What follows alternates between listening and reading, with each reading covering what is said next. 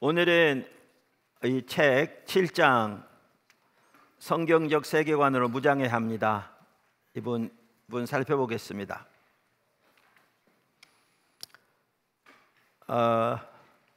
우리가 앞에서 원래 우리 현실과 또 우리 문화 가운데서 선교적 삶을 살고 더 나아가 문화를 구속하는 삶을 사는 것 어떻게 할 것인가, 특별히 이 전 시간에는 포스트 모더니즘이 팽배한 이 시대에 어떻게 살 것인가 라는 부분을 살펴보았습니다. 좋은 시간이었죠. 그런데 우리가 이렇게 우리 문화 가운데서 선교적 삶을 살고 더 나아가 문화를 구속하는 삶을 살려면 반드시 성경적 세계관으로 무장돼야 합니다. 또한 성경적 세계관으로 무장되는 것은 오늘날 교회 안에 팽배한 성속의 분리, 이분법을 극복하는 중요한 길이기도 합니다. 그래서 오늘은 그 부분을 살펴보려고 합니다. 먼저 시작할 때 그 로잔 운동에서 케이프타운 서약 2010년에 그 케이프타운에서 제 3차 로잔 콩그레스를 했거든요. 그래서 그때 발표한 케이프타운 서약, 거기에 중요한 문서입니다. 사실은 A7 진리와 공적 영역 이라는 제목을 보면 그리스도인들이 공적 영역에 적극적으로 참여할 것과 또 그것을 위해 성경적 세계관으로 무장돼야 할 필요성을 이렇게 잘 표현하고 있어요. 그래서 제가 그걸 여기 인용하면서 이 장을 시작했습니다. 정부, 기업, 학계가 연계된 영역들은 각 국가의 가치관에 막대한 영향을 미치며 인간적 용어로 교회의 자유를 규정한다. 그러면서 이제 그 아래 A, 우리는 그리스도를 따르는 자들이 사회적 가치를 형성하고 공적 논의에 영향을 미치는 공공 서비스나 개인 사업 분야에서 해당 영역들에 적극적으로 참여할 것을 촉구한다. 우리는 학문적 탁월성과 성경적 진리를 추구하는 그리스도 중심적인 학교와 대학교를 지원할 것을 촉구한다. 성경은 부패를 정죄한다. 부패는 경제 발전을 침식하고 공정한 결정을 왜곡하며 사회적 응집력을 파괴한다. 부패로부터 자유로운 국가는 없다. 우리는 이 문제에 최상으로 대처할 수 있는 방법들을 창조적으로 구상할 수 있도록 하기 위해 일터의 그리스도인들, 특히 젊은 기독교 기업가들을 초청한다. C, 우리는 젊은 기독교 학자들이 성경적 세계관으로 가르치고 훈련시키는 법을 개발해 그들의 주요 전문 분야에서 영향력을 발휘할 수 있도록 세속 대학에서 장기적으로 활동하기를 권장한다. 우리는 학술 연구를 무시하지 않는다. 이렇게 말하고 있습니다. 그러니까 기독교인들이 공적 영역에 적극적으로 참여하고 거기서 영향을 미칠 수 있도록, 그래서 사회 전반에 대해서 부패를 방지하고 그 하나님께서 맡겨주신 문화 명령을 잘 감당할 수 있도록, 특별히 그 성경적 세계관의 중요성과, 그래서 많은 젊은 학자들이 기독교 대학뿐만 아니라 모든 대학교에서 지속적으로 젊은 세대들에게 그렇게 성경적 세계관으로 영향을 미칠 수 있도록 이렇게 독려하고, 그러한 학교들과 대학교를 또 후원하는 일, 지원하는 일들도 이렇게 독려하고 있습니다. 그래서 우리도 그 세계관 강사 전번에 받았는데 지금 40명 남짓 모였는데 이번 주일 오후에 1차 모여서 이제 오리엔테이션 겸해 살라고 합니다. 사실 세계관 강사라고 그래서 전문 강사들은 하기엔 좀 그러겠죠. 이제 그럴 분들은 전문적인 훈련을 받을 분들인데 거기까지는 안 가더라도 본인들이 먼저 훈련돼 주고 또 일반 성도들을 기본적인 면에서 훈련할 수 있는 이제 그런 일꾼들을 많이 세우면 좋겠다. 우선 본인들에게 도움이 될 거고요. 그래서 이제 시도해 갑니다. 1. 세계관. 그래서 오늘은 세계관 전반에 대해서 이렇게 다루고 있어요. 우선 말씀드리면 우선 모든 사람은 나름대로의 세계관을 다 가지고 있습니다. 자기가 알든지 모르든지 세계관을 가지고 있지 않는 사람은 아무도 없습니다. 사람들은 심지어 사소한 결정을 내릴 때도 가장 현명한 선택이라고 생각하는 결정을 내리기 위해 옳고 그름, 좋은 것과 나쁜 것, 유용한 것과 그렇지 않은 것, 적절한 것과 적절하지 않는 것, 실제적이고 진리인 것에 대해 자신이 믿는 바, 이러한 것들에 의존합니다. 이제 이게 뭘 말하냐면 이러한 사소한 것들에까지 나름대로 가지고 있는 관점이 있다는 겁니다. 그게 세계관입니다. 그리고 그것에 의지해서 그것에 토대해서 사소한 결정이라도 내립니다. 사소한 결정이라도.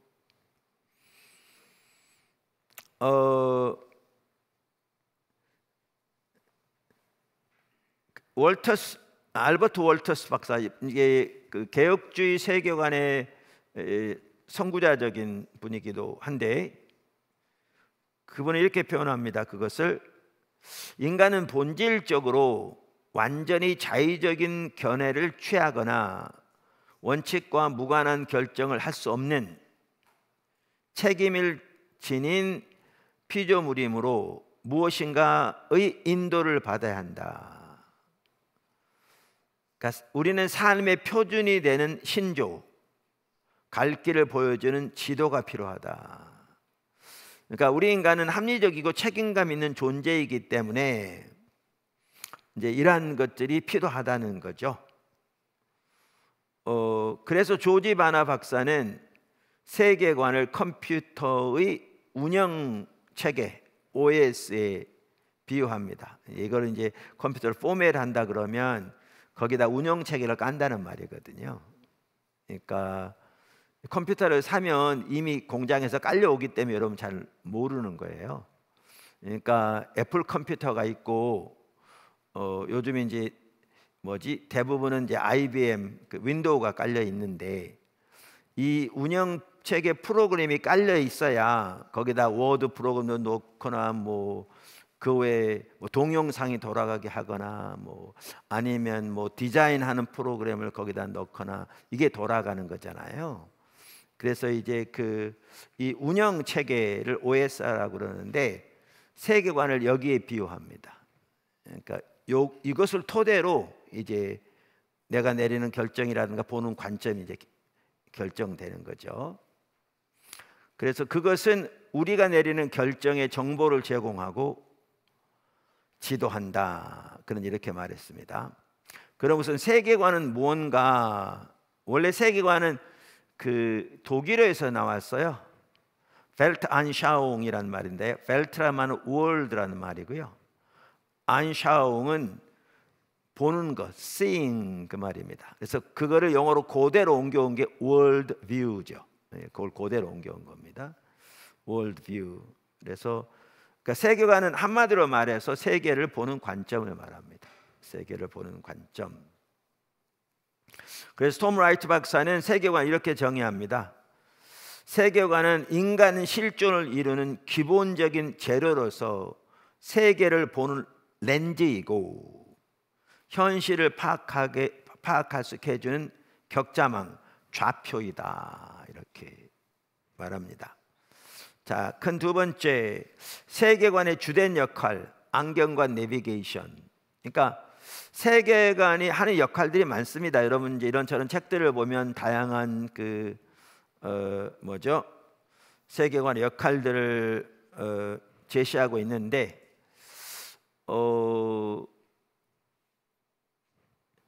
제가 보기에는 세계관의 역할을 이렇게 두 가지로 요약하면 그래도 가장 간단하면서도 잘 이해할 수 있겠더라고요. 그게 뭐냐면 안경과 내비게이션입니다. 먼저 세계관은 안경과 같습니다. 그러니까 사람들은 자신이 알든지 모르든지 자신의 세계관을 가지고 있습니다. 아까도 말씀드린 대로. 그리고 그들은 그 세계관을 통해 세상과 사물과 사건을 보고 이해하고 판단합니다. 그러니까 좀 표현이 좀 너무 단조로울지 모르는데 여러분들이 그 빨간색 렌즈가 끼어 있는 안경을 끼면 모든 게 다 빨갛게 보입니다. 세상이 빨간 게 아니라 여러분의 안경이 빨간 거죠. 그런 것처럼 그 세계관은 안경과 같아서 사람들은 자기가 인식하든지 못하든지 상관없이 자기가 가지고 있는 세계관을 통해서, 이 안경을 통해서 사물을 보고 그것을 판단하고 그것을 이해합니다. 그것을 이해합니다. 그러니까 이제 이것만 딱 보더라도 뭘 볼 수 있냐면 여러분이 어떤 걸 보고 판단했는데 그게 실제로 그게 전혀 아닐 수 있습니다. 그게 여러분이 보고 여러분이 판단한 것일 수 있습니다. 그리고 이 안경이 잘못 끼워져 있으면 이제 올바로 못 보는 거죠. 근데 이 하나만 하더라도 우리는 보고 판단하는 것에 매우 신중할 텐데 우리는 그거보다는 자기가 보고 판단하는 것은 어떤 에러도 없이 완벽하다고 너무나 확신하기 때문에 되게 고집스럽게 자기가 보고 판단하는 것은 100% 의심할 여지가 없다고 믿으니까 이제 문제가 생기는 겁니다. 네, 문제가 생기는 겁니다. 안경과 같습니다. 그래서 신구원 교수님이 성경적 세계관에 대한 책을 쓰면서 니고데모의 안경이라 이런 제목을 붙였는데 그런 맥락에서입니다. 그래서 성경적 세계관에 대해서 흔히 하는 말 중에 하나가, 이건 사실 그 많은 사람이 얘기합니다만은 성경은 보는 것이 아니라 성경을 통해서 세상을 보는 것이다. 그러니까 이제 성경은 우리가 보는 것이라기보다는 성경을 통해서 우리는 세상을 보아야 한다. 그러니까 성경적 세계관의 중요성, 또 성경의 주된 어떤 그 쓰여진 목적도 그 한 핵심도 그것을 말해주고 있죠. 그 찰스 코슨도 이렇게 말합니다.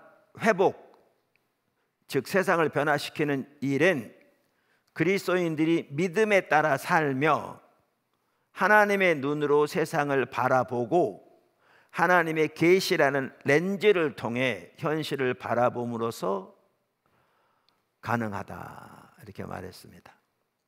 이와 같이 세계관은 안경과 같습니다. 안경과 같습니다. 또 하나, 세계관은 삶의 내비게이션입니다. 삶의 내비게이션입니다. 흔히 그런 말 있잖아요. 요즘 남자들 두 여자의 말만 잘 들으면 된대요. 자기 아내의 말과 내비 양의 말을 잘 들으면 된다고. 네. 요즘은 서울에서 운전하는 택시 운전하는 분들도 내비게이션 없으면 운전 못 한대요. 그만큼 이제 그거에 길들여져 있어서. 그런 것처럼 우리는 세계관을 따라 살아갑니다. 그 세계관이 우리를 지도합니다. 우리 삶을 이끌어가는 거죠. 그러니까 사실 아까 성경 제가 말씀드렸는데 성경은 한편으로는 우리 삶의 내비게이션이죠.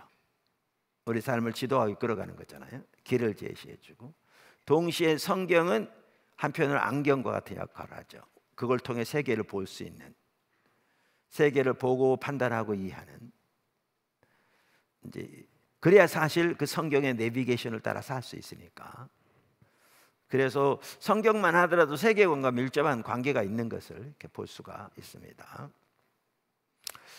그러니까 조지 바나 박사가 이 두 가지 관점에서 성경을 그러니까 세계관을 잘 정리하더라고요. 조지 바나 지금 현재 소장인 애리조나 기독교 대학교 문화연구센터 홈페이지에 그게 잘 정리되어 있습니다. 사실 제가 이 다음 장에 어려서부터 성경적 세계관을 무장대한다 그러면서 이제 최근에 조지 바나 박사가 쓴 영적 챔피언을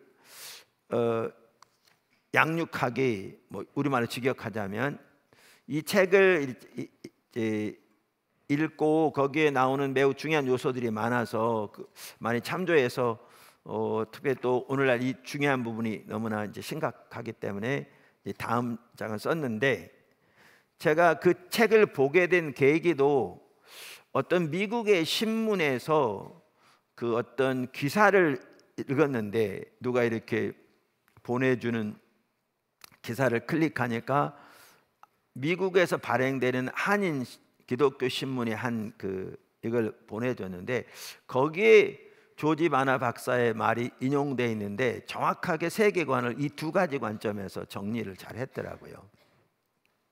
그래서 제가 이제 소스를 찾아가고 이렇게 하는 과정에서 그 책을 알게 되었고 이제 그렇게 됐는데요.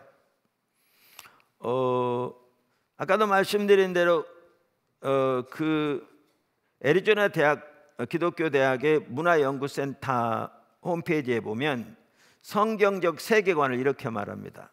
성경적 세계관을 성경적 관점에서 현실을 경험하고 해석하고 현실에 반응하는 수단이다, 이렇게 말하면서 이것은 우리가 하는 모든 선택이 하나님의 원칙과 명령과 일관성이 있도록 관련된 성경적 원리들을 파악하고 적용해서 모든 생각, 기회, 그리고 경험에 대한 개인적인 이해를 제공한다, 이렇게 말합니다.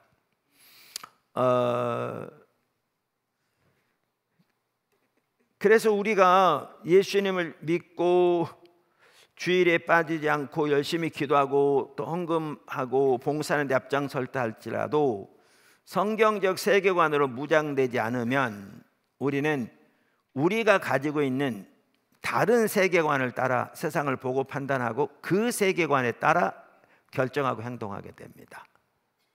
이제 그거는 이제 한마디로 말하면 우상숭배의 삶인 거죠. 자, 큰 세 번째, 이야기와 세계관. 이야기와 세계관. 세계관은 더 큰 이야기에서 나옵니다. 크레이그 바톨로메오와 마이클 고인 박사가 공저한 세계관은 이야기다라는 책에 보면 세계관을 이렇게 간략하게 정의하거든요. 저 책인데요. 세계관이란 공유된 큰 이야기 속에 배어있는 기본 신념들을 명료한 것인데, 그 신념들은 신앙의 결단에 뿌리를 두고 있으며 우리의 개인 생활과 공동 생활 전체를 빚어내고 방향을 결정한다. 그러니까 세계관이란 큰 이야기 속에 배어 있는 기본 신념들을 명료한 것이다, 명확하게 설명한 것들이다.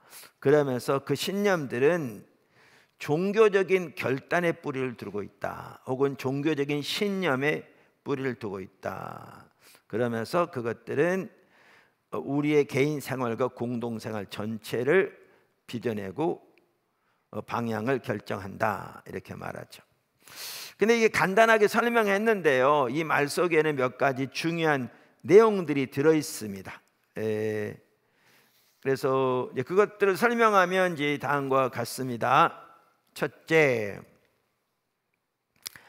큰 이야기들과 세계관들은 언제나 가장 깊은 차원에서 종교적 신앙의 뿌리를 두고 있다는 것입니다. 사실 모든 것의 바탕에는 신앙의 결단, 즉 종교가 있습니다. 그러니까 우리가 이번에 이제 반복적으로 나온 게 그거였잖아요. 모든 문화의 기저 뿌리에는 종교적인 신념이 있다. 모더니즘도 그 하나의 종교적인 신념이고, 그래서 모더니즘만 하더라도 그 기초에 자연주의 세계관이 놓여 있고 그 바탕은 소위 말하면 그 뭐죠? 진화론이 받치고 있는 그래서 종교적인 신념인 거죠. 그래서 모든 문화에는 그 뿌리에 종교적인 신념이 있고 이 종교적인 신념을 토대로 한 이야기가 이제 있죠. 그래서 모더니즘만 하더라도 모더니즘의 진보 사상이 이 모더니즘의 중요한 핵심적인 이야기인 거죠. 그리고 이 이야기의 토대에서 그 기본 신념들을 명료한 세계관이 나오는 거죠. 세계관이 나오는 거죠. 자, 그래서 여기 말한 게 그 내용입니다. 그래서 이와 같이 모든 문화의 바탕에는 종교적인 신념이 있는데, 그러니까 신앙이 있는데, 이제 문제는 그 신앙의 대상이 살아계신 하나님이 될 수 있고, 아니면 인간의 능력, 하나님의 창조 세계의 다른 어떤 면, 우주의 충만하고 비인격적인 기운, 이게 범신론이죠. 제가 말씀드린 대로 요즘 서구의 범신론이 확대되고 있어요. 확대되고 있어요. 그러니까 이런 영향도 많은 것 같아요. 그러니까 말씀드린 대로 이번에 쭉 살펴봤듯이, 주일날도 쭉 살펴봤듯이, 과학이 더욱더 발달할수록 이 모든 것들이 그저 우연이 될 수 없는 게 점점 드러나고 있는 거예요. 그런데도 그들은 창조주 하나님을 믿기는 거부해요. 그러니까 그 모든 능력이 이 우주 만물 자체에 있다고 믿는 거예요. 그게 범신론인 거죠. 그러니까 범신론으로 빠지는 거죠. 그러니까 그런 것들을 보면서도 하나님을 믿기는 거부하니까요. 그래서 하나님을 믿지 않는 것도 믿는 것 못지않은 신앙이라고요. 대단한 신앙입니다. 엄청난 신앙이거든요. 나는 것처럼.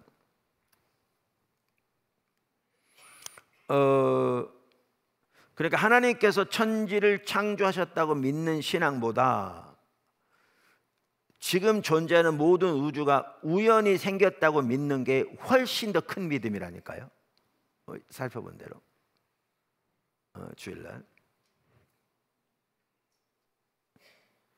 그래서 그 신앙의 대상은 살아계신 하나님이 될 수 있고, 아니면 인간의 능력, 하나님의 창조 세계의 어떤 면, 우주에 충만한 비인격적인 기운, 그 외에 인간이 만들어내는 수많은 다른 우상들이 될 수 있습니다. 다시 말해서 어떤 체계이든지 스스로 존재하는 모든 것의 궁극적인 근원이라고 내세우는 것을 가지고 있습니다. 이게 이제 그 존재론의 핵심이잖아요. 우리는 하나님이 가장 궁극적인 존재라고 믿는 것이고요. 그래서 모든 어떤 체계이든지 다른 어떤 것에도 의존하지 않은, 스스로 존재하는, 동시에 다른 모든 것이 그 존재를 그것에 의존하는 것이 있다고 다 믿습니다. 안 믿는 게 안 믿는 체계는 아무것도 없습니다. 이제 그게 그 체계의 신인 거예요. 하나님인 거죠. 그 체계 하나님인 거죠. 그러면 그것이 무엇이든지 본질상 신적인 것입니다. 신적인 것입니다. 그래서 자연주의 세계관에서는 여러 번 말씀드려서 아시는데, 지금 존재하는 우주가 원래 존재했던 모든 것이다. 그리고 이 우주에서 우연한 과정을 통해 생명이 태어나게 되었고, 그게 진화돼서 이르게 되었다, 이렇게 말하는 거잖아요. 그런데 과학의 발달로 그 자연주의 세계관이 치명타를 입게 되었다. 왜? 우주가 시작점이 있다는 것이 밝혀졌다는 거죠. 밝혀졌다는 거죠. 그래서 그것이 무엇이든지 그것이 본질상 신적인 것이고요. 그리고 그것은 모든 것을 통제하는 원칙으로 작용합니다. 원칙으로 작용합니다.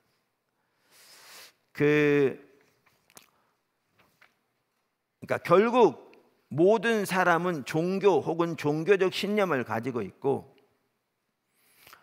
모든 것은 그 종교로부터 시작합니다. 이걸 환원주의라고 그러는데 이게 철학적인 용어라 제가 가능하면 이런 걸 안 쓰려고 저도 잘 모르면서 안 쓰려고 그러는데 영어로 리덕셔니즘은 훨씬 쉽더라고요. 그러니까 모든 것의 근원을 하나님 외에 다른 어떤 것으로 두는 게 환원주의예요. 환원주의예요. 그러니까 예를 들면 모더니즘은 인간의 중립적인 이성이 모든 것의 기준인 거예요.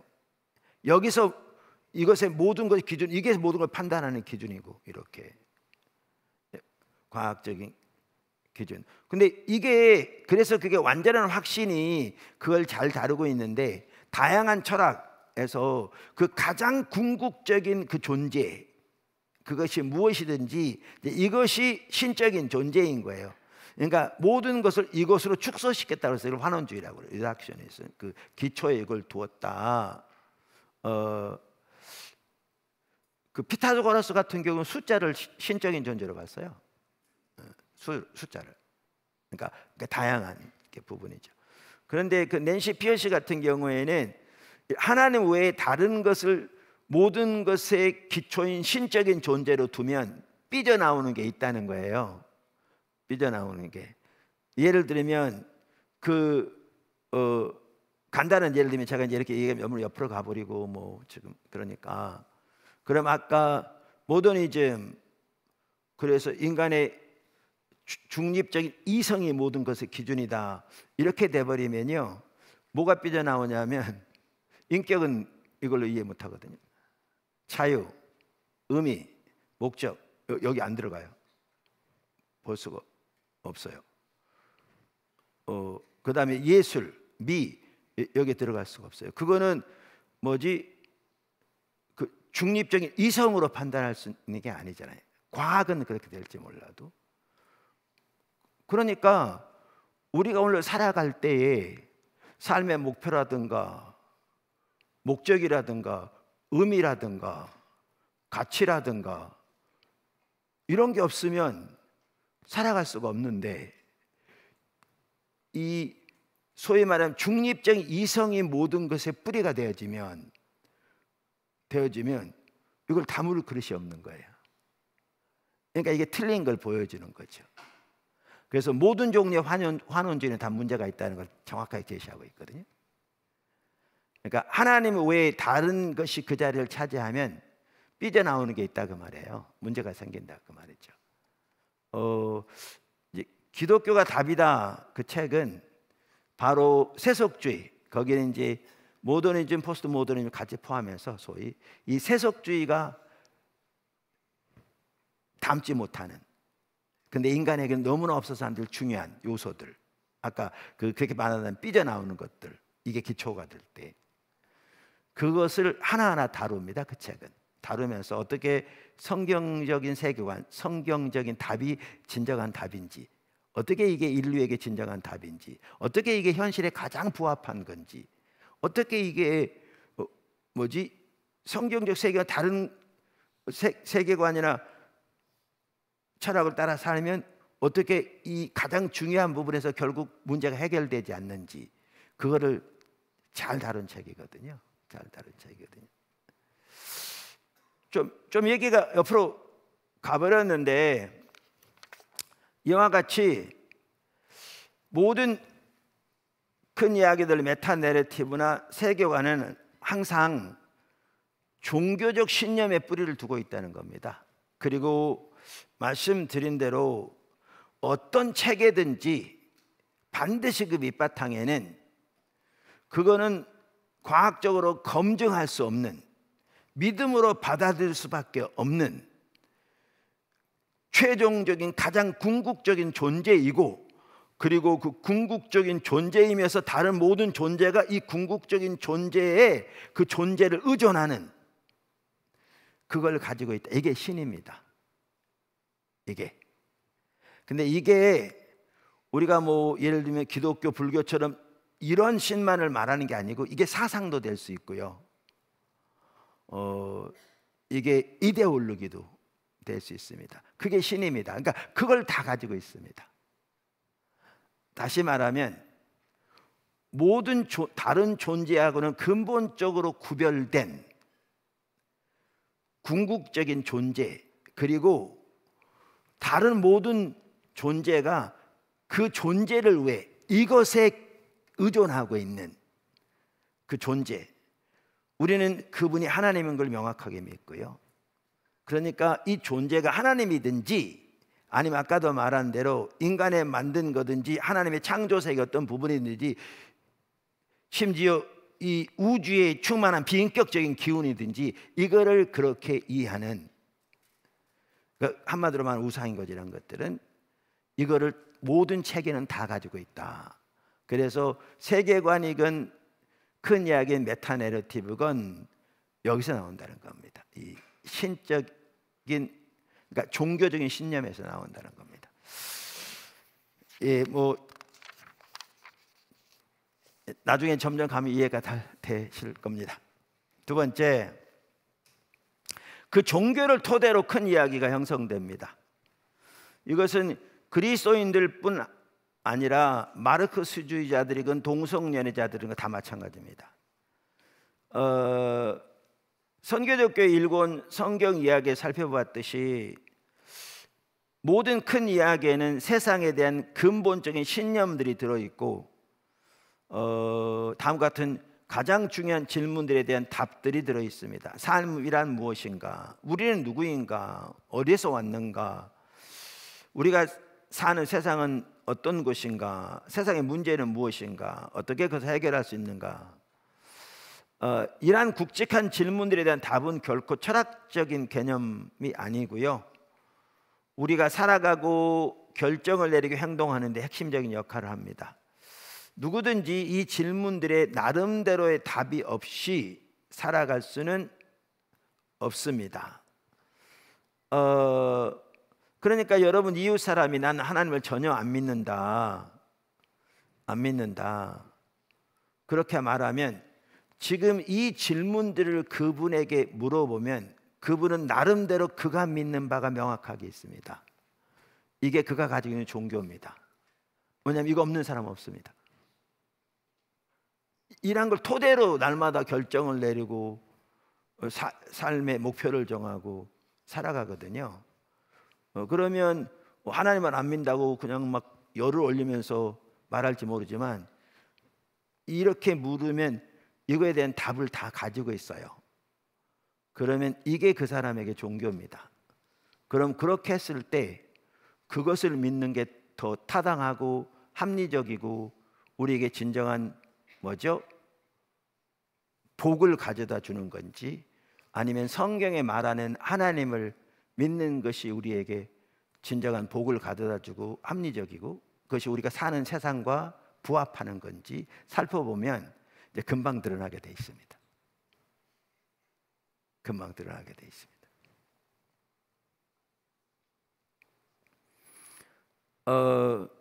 큰 이야기, 즉 메타내러티브가 존재하지 않는다고 내세우는 포스트 모더니즘의 주장도 사실은 그 자체가 큰 이야기입니다. 어제 살펴봤잖아요, 그죠? 그들은 어떤 보편적인 진리도 존재하지 않는다고 믿는다. 그러니까 공동체가 자기들이 믿는 자기들의 진리만 존재하는 거고 모두가 다 동일한 가치를 가지고 서로 존중해야 한다, 강력하게 주장하는데 그 주장 자체가 큰 이야기라고요. 그리고 그들은 그 큰 이야기를 토대해서 모든 걸 판단한다고요. 그러니까 큰 이야기가 없다고 주장하면서 자기들의 이야기만은 모든 뭐죠? 그 실제를 판단하고 또 평가하는 기준이라고 믿는, 그러니까 자기들의 이야기만 큰 이야기라고 믿는 거죠. 없다고 말하면서. 그러니까 그 자체가 쉽게 말하면 그 뭐라 그러 모순인 거죠. 자, 세 번째, 아까 그 말 속에는 세계관이란 그러니까 아까 우리가 성경적 이야기 살펴봤잖아요. 성경을 보면 하나님의 창조로 시작해서 타락, 구속, 선교, 새 창조로 이어지는 큰 이야기가 나오죠. 이야기 가운데 물론 하나님께서 인류가 타락하고 타락의 영향력이 온 창조 세계에 미쳤을 때 구속을 시작하시면서 아브라함 부르시고 이스라엘을 부르시고 참 이스라엘로 하나님의 아들이 오셔서 구속하시고, 그리고 하나님의 선교를 위해서 예수님 안에서 유대인과 이방인 합한 한 새 백성인 교회를 세우신, 그래서 이 하나님의 큰 이야기를 성취해 가시되 그 동역자로서 하나님의 백성들을 부르신, 그리고 그들의 그 정책성과 역할, 구약에서도 물려받되 예수님 오심을 통해서 구약과는 근본적으로 다른 새로운 또한 그 특징이 거기에 주어지는데, 하나님의 나라가 임하고 예수님의 십자가 부활을 통해서 구속이 성취되고 말세의 성령이 교회에 부어지는, 이것이 구약의 이스라엘과는 구별되는, 그런데 동일한 정체적 역할을 가지고 바로 이 하나님의 총체적인 선교, 회복의 역사, 새 창조를 향해 가는 이 이야기를 말하고 있죠. 그리고 이 이야기의 그 목적을 이루는 동역자로서 하나님께서 우리를 부르신 거죠. 근데 이 큰 이야기는 단순히 동화나 사람들의 머리에서 나온 철학이나 이해가 아니라 무엇보다도 예수님이 오셔서 그분이 자신이 하나님의 본체라고 주장하시고 그분이 하신 말씀, 그분이 하신 행동을 통해서 증명되었을 뿐만 아니라 무엇보다 예수님의 십자가, 특히 부활을 통해서 그것이 증명되어진 거죠. 그래서 이야기는 단순히 사람이나 어떤 인간의 철학에서 나온 것이 아닌 역사에 의해서 증명된 이야기인 거죠. 그리고 이 큰 이야기의 동역자로서 하나님 우리를 부르신 거죠. 그래서 우리는 이 큰 이야기를 따라 사는 하나님의 백성이고, 그래서 우리는 역사 전반에 대한 분명한 하나님의 목표와 또 하나님의 목적을 인식하고 그 목적을 향해 달려갈 뿐만 아니라 그 하나님의 그 구속의 역사를 위해, 선교를 위해서, 한마디로 말하면 우리가 각자의 부르심을 따라서 우리가 살펴보는 대로 그 일에 헌신하며 우리 주님이 다시 오셔서 모든 것을 새롭게 창조할 그날을 바라보면서 살아가는 하나님의 백성인 거죠. 근데 이 지금 우리가 하는 하나하나 일들이 그 영원한 나라까지 연결되어지고 지금의 하는 일의 가치가 그때까지 연결되는 영원한 가치가 있기 때문에 우리는 그러한 분명한 인식을 가지고 살아가는 거죠. 제가 성경 이야기를 지금 설명하고 있습니다. 성경 이야기를.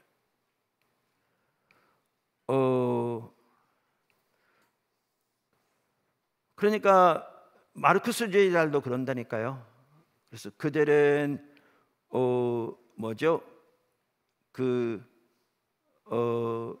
가장 큰 적이 부르주아잖아요. 부르조아. 예. 그들이 자본가들로서 종교마저도 자기들의 억압을 정당화시키기 위해서 그들이 만든 것이라고 이해하는 거거든요. 그래서 혁명을 통해 그들을 다 뒤엎고 모든 그 부를 다 공유하는 그러한 세계, 그 세계는 지상의 낙원이 될 거라고 거기를 향해 달려가는 엄청나게 큰 이야기죠. 이게 모더니즘의 진보 사상에서 나온 거거든요. 그러니까 진보 사상의 또 다른 갈래가 마르크스주의예요. 그래서 그렇게 추구했는데 거기에서 가장 뭐를 빼먹었느냐 하면 인류의 타락을 빼먹은 거죠. 참고로 성경적인 세계관 외에는 자연주의 세계관에서는 인간을 타락한 걸로 보지 않습니다. 문제는 환경의 문제고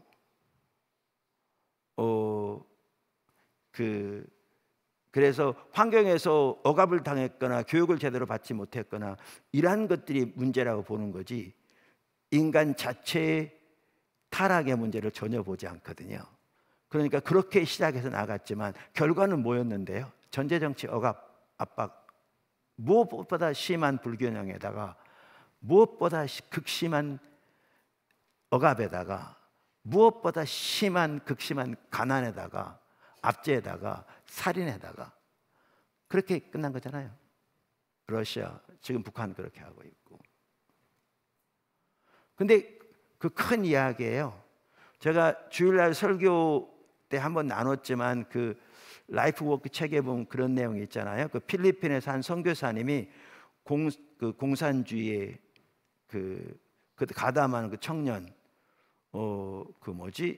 얘기하면서 살아갈 분명한 목표가 거기에는 있다고. 자기 인생을 다 투자해서 드릴 분명한 목표가 있다고. 근데 교회에 그게 없다고. 네. 그래서 이와 같이 종교를 토대로 큰 이야기가 형성됩니다. 그래서 기독교인뿐만 아니라 마르크스주의자들도 동성연애자들도 다 그 큰 이야기를 가지고 있습니다. 그리고 그 큰 이야기 속에는 세상에 대한 근본 신념들이 들어 있습니다. 자, 세 번째, 세계관이란 그 이야기 속에 들어있는 그 기본 신념들을 명료한 것입니다. 말씀드렸는데 모든 세계관은 모종의 거대한 이야기에서 유래합니다.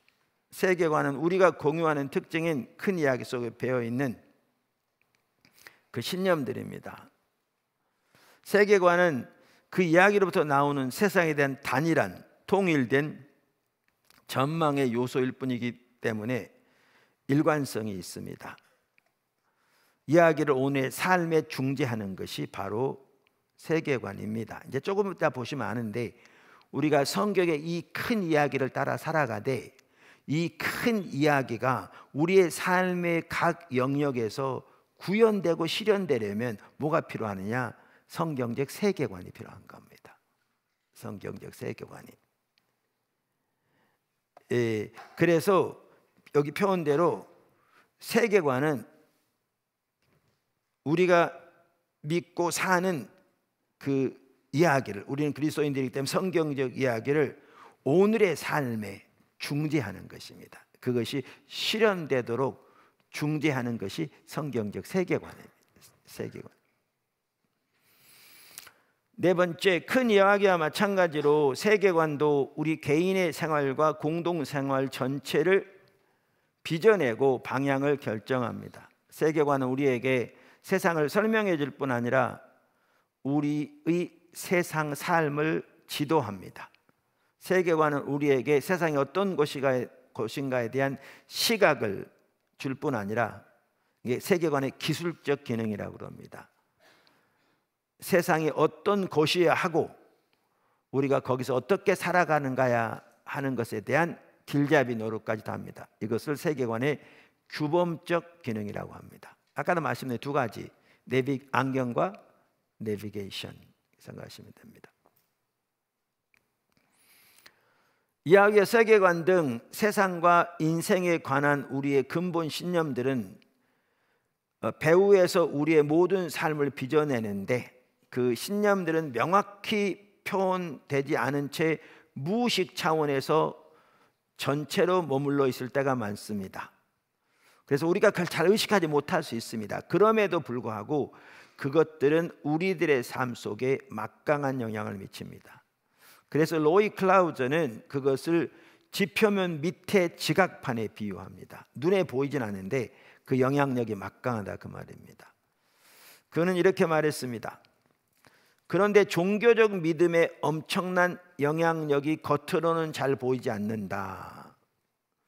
그 믿음과 나머지 삶의 관계는 지구 표면의 거대한 지질학상의 플레이트와 여러 대륙 및 대양들의 관계와 같다. 이 플레이트들의 움직임은 어느 풍경을 눈으로 조사한다고 볼 수 있는 게 아니고 굉장한 노력을 기울여야만 탐지할 수 있다. 그럼에도 불구하고 이 플레이트들은 매우 거대하고 엄청난 힘을 가지고 있어서 가시적으로 드러난 산맥, 지진, 화산 폭발 등 그 막강한 플레이트들의 위력에 비하면 지극히 작은 점에 불과하다. 무슨 말 아시겠죠? 종교적 신념, 그것에 토대한 이야기와 세계관, 이것들은 명확하게 본인 자신도 인식하지 못할 수 있는데 뭐하고 같냐? 지각판과 같다 그 말입니다. 지각판 뭔지 아시죠? 태평양판 무슨 판 있잖아요. 이 아래 눈에 보이지 않아요? 조사 쉽잖아요. 정밀 기계를 가지고 오늘날 같이 과학이 발달했어도 아주 세심하게 보지 않으면 잘 모르는. 근데 이것은 어마어마한 힘을 가지고 있어서 이것의 움직임에 따라서 대륙 자체가 흔들리는 거잖아요. 그래서 어마어마한 화산 폭발, 뭐 산맥이 생겨나고 이런 거는 이 지각판에 비하면 작은 것에 불과하다.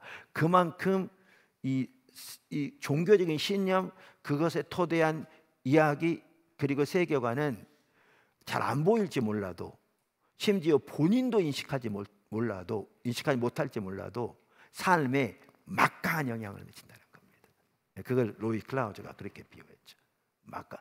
사실 그렇게 막강한 영향을 미칩니다. 거기서 나와서 그러니까 좀 더 우월한 그 인종 만든다고 유대인 600만 이상 죽인 거잖아요.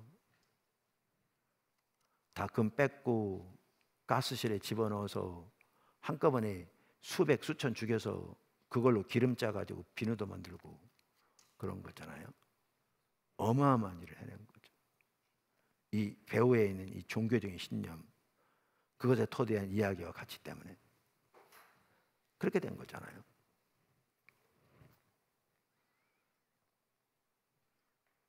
그거 몇백 년 전에 일어난 일 아니거든요.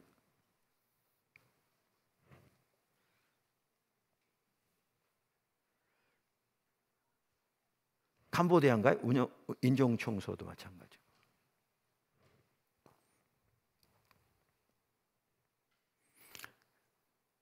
따라서 우리는 성경 이야기와 그것에 기초한 성경적 세계관으로 무장하고 그것에 따라 살아야 합니다. 할렐루야. 네 번째, 세계관을 배우는 목적. 이제 너무 당연한데요. 한 번쯤은 짚고 넘어가야 돼서요. 참 중요해요. 그러니까 세계관을 배우는 목적은, 그러니까 세계관 그러면 우리가 우선 생각하기로 무슨 대학교에서 배우는 과목이나 그것도 고등학교는 별로 안 배우고 무슨 형이상학적인 철학처럼 이해가 되잖아요. 그런데 세계관을 배우는 목적은 우리가 단순히 몇 가지 소위 말하면 지식을 증가시키기 위한 게 아닙니다. 제가 아까 우리 교회에서도 세계관 강사들을 좀 훈련시킬 필요가 있겠다. 우선 본인들 자신을 위해서라도 라고 말씀드렸는데, 이게 참 중요한 게 뭐냐면요, 배우는 목적부터가 명확해야 합니다. 안 그러면 진짜 옆으로 가거든요. 그러니까 세계관을 배우는 목적은 무엇보다 영적인 이유에서입니다. 그러니까 한마디로 표현하면 간단합니다. 우리가 하나님의 뜻을 알아 그 가운데 행하기 위해서입니다. 그러니까 우리가 하나님의 백성으로서 성경 이야기를 따라 살아야 되고, 초대교회가 그랬던 것처럼, 그럼 성경 이야기를 따라 살려면 우리의 모든 삶의 영역에서 선교적 삶을 살고, 더 나아가 선교적 삶에는 문화를 구속하는 일까지 포함하는데, 그래서 이 성경 이야기를 구현하는 삶을 살아야 되는데, 성경 이야기를 구현하는 삶을 살려면 성경적 세계관으로 무장하지 않으면 불가능하다는 거예요. 이제 조금 이따 나오겠지만. 그러니까 우리는 왜 성경적 세계관을 배우느냐? 바로 그 삶을 살기를 원하기 때문에 배우는 거예요. 이걸 잊으면 이제 머리만 커집니다. 조금 나오는데 그걸 주지주의라고 그러더라고요. 그러니까 어떨 때는 이해하기 힘들어요. 주지주의, 그러니까 지식이 주된 것이 된다 그 말이에요. 그러니까 영어로 말하면 쉽더라고요. 인텔렉츄얼리즘이 주지주의예요. 그런데 이렇게 되면 지식을 쌓는 그 자체가 목적이 되어지고, 그러면 조금 배웠다고 목은 되게 고다가지고요, 다른 사람 무시하고 멸시하고 우월감은 하늘을 찌르는데 삶은 전혀 없는 정확하게 바리새인 되는 거죠. 원래 신학교를 갈 때에도 제가 성도들 신학교 간다고 그랬을 때 가라고 이렇게 추천서 쓰고 그럴 때 거의 반타작했다, 반은 실패했다 그랬잖아요. 지금은 성공한 일이 많아요. 과거에 그랬다 그 얘기예요. 그러니까 반은 실패했단 말은 뭐냐면 이제 과거 얘기긴 한데, 신학교에 가서 배운 거를 지적인 지식을 늘리는 데만 초점이 있던 거죠. 그러니까 가끔 말씀드린 대로 배우면 얼마나 배우겠어요. 제가 프린스턴에 PhD 과정을 들어가 보니까요, 거기서 한 1년 있다가 학교가 가는 방향이 제가 이해하는 거와 너무 달라가지고, 또 이제 저는 침례교단에서만 대학원을 해서 자유주의 신학에 대해서 이제 무장이 안 돼 있으니까 그걸 소화할 수 있는 사항도 아니었고, 또 나는 목회할 사람이고, 그래서 이제 1년 가까이 됐을 때 그만 중단하고 왔죠. 그랬는데 거기 가서 공부는 되게 열심히 해야 합니다. 그러니까 잘 때도요, 침대에다가 책하고 같이 자고 그런 정도고요. 그때 각 이렇게 신약, 구약 학과별로 완전히 독립된 학교나 비슷하게 그렇게 되는데, 제가 들어간 신약학과에는 3명이 그에 합격해서, 한 해는 미국에 들어오자마자 독일 튜빙엔 대학으로 그 1년 교환학생 갔고, 다른 한 명은 뉴질랜드에서 타파내고, 그리고 내가 이제 3명 들어갔었는데, 그런데 거기에 이제 여러 과가 있으니까 들어간 사람들이 10몇 명, 잘 모르는 하여튼 꽤 되죠. 근데 그 학생들 중에 주일날 교회를 정기적으로 하는 학생이 거의 없습니다. 근데 공부는 진짜 열심히 했거든요. 나는 거기다 외국인이고 영어가 내 모국어도 아니고, 그러니까 공부는 얼마나 열심히 해야 되느냐, 거의 책하고 살아야 되는 거죠. 그런데 내가 그 학교를 그만두고 나와서 전혀 비하한 게 아니고요, 제가 무장이 안 됐고 이해가 가치가 다르니까 이제 그랬다고 말씀드렸잖아요. 근데 제가 가서 발견한 거는, 제가 거기서 박사학위를 해서 졸업을 했던들, 사람들 의견은 프린스턴 신학대학원에서 박사했다 그럴지 모르지만, 그 모래 사장에서 그 모래 하나를 줍는 것에 불과하거든요. 딱 그 느낌이더라고요. 근데 한국에서는 그보다 공부하는 양이 훨씬 적거든요. 근데 그 좀 공부했다고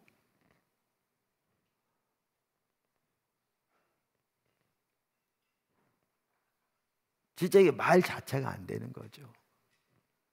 말 자체가. 그 완전히 영적 괴물 되거든요. 완전히 영적 괴물 되거든요. 근데 세계관도 그렇게 되기 쉬워요. 세계관도. 그래서 세계관 강사 이렇게 모집한다고 그러는데, 이 목적부터가 명확하게 인식해야 돼요. 그래서 제가 늘 말씀드린 대로 우리 교단 잡지사에서 저에게 목회의 본질 써달라고 해서 돌아보면서, 그때 포도나무 교회 20년은 넘었을 때인데 첫 번째 교회에서 7년 목회했고, 한국 들어와서만 해도 제 목회를 돌아보니까 세 개가 딱 보이더라고요. 여기 없었으면 제가 여기 없을. 여러분 나는 잘 알죠. 하나는 하나님 뜻이 뭘까, 주님의 뜻을 찾는, 그리고 그 가운데 행하기 위해 초점이 거기에 있는, 교회 성장이나 어떻게 하면 사람들이 은혜 받고 교회 오고 이런 차원이 아니라 거기에 있는, 그리고 이제 그런 과정에서 하나님 얼굴을 구한 사람을 전환시켜 주시고, 이제 그 주님을 찾는 가운데 하나님 비전을 보이시고, 이 세 개가 없었으면 없었을. 근데 그런 것처럼 아까 말한 대로 세계관을 배우는 목적 자체가 아까 설명한 그대로예요. 우리는 성경적 세계관을 따라 이제 이야기를 따라 살아야 되는데, 그 소명 가운데 아까 소명 명확하게 나오죠. 나갈 방향. 어떻게 이 삶을 살 건가? 예를 들면 하나님이 나를 비즈니스로 부르셨는데 어떻게 그럼 비즈니스에서 이 삶을 살 건가? 그러려면 이제 세계관이 필요한 겁니다. 그러니까 배우는 목적이 영적인 겁니다. 성경적 세계관을 따라 성경 이야기를 따라 그 하나님의 그 큰 선교에 동참하는 그 삶을 살기 위해 내 삶의 현장에서 나의 부르심의 자리에서 그걸 위해 세계관이 필요한 겁니다. 그래서 참 말한 대로 선교의 삶을 살고 문화를 구속시키는 삶을 살기 위해. 그래서 이걸 잃으면 이제 괴물됩니다. 말씀드린 대로. 괴물됩니다. 반드시. 근데 이것은 세계관을 공부하는 것뿐만 아니라 신학을 공부하는 것도 마찬가지고 우리가 성경 공부하는 것도 마찬가지고 우리 신앙의 모든 면에서. 그래서 아까 말한 그 세 가지는 볼수록 중요해서 제가 책에도 넣기도 하고. 왜냐하면 저는 그때 이렇게 딱 보여서 썼는데 그 뒤로 그 세 가지의 중요성이 자꾸 보이더라고요. 그래서 이제 기회되는 대로 나누기도 하고 책에도 넣고 설교도 하고 이제 그렇게 하죠. 제가 의도한 것보다는 하나님 자꾸 보이셔서. 낸시 피어시 여사 이렇게 말합니다. 진정한 세계관적 사고는 오늘날의 사건에 대처하는 정신적 전략이나 사고의 전환을 훨씬 넘어서는 것이다. 그 핵심에는 우리의 영적 성품과 삶의 성격을 심화시키는 요소가 있다. 이는 우리의 지성을 우주의 주님께 복종시켜 그분의 가르침을 기꺼이 받고자 하는 데서 시작한다. 세계관 공부의 원동력은 내 마음을 다하고 목숨을 다하며 힘을 다하여 주 너의 하나님을 사랑하는 전적인 헌신에서 나와야 한다.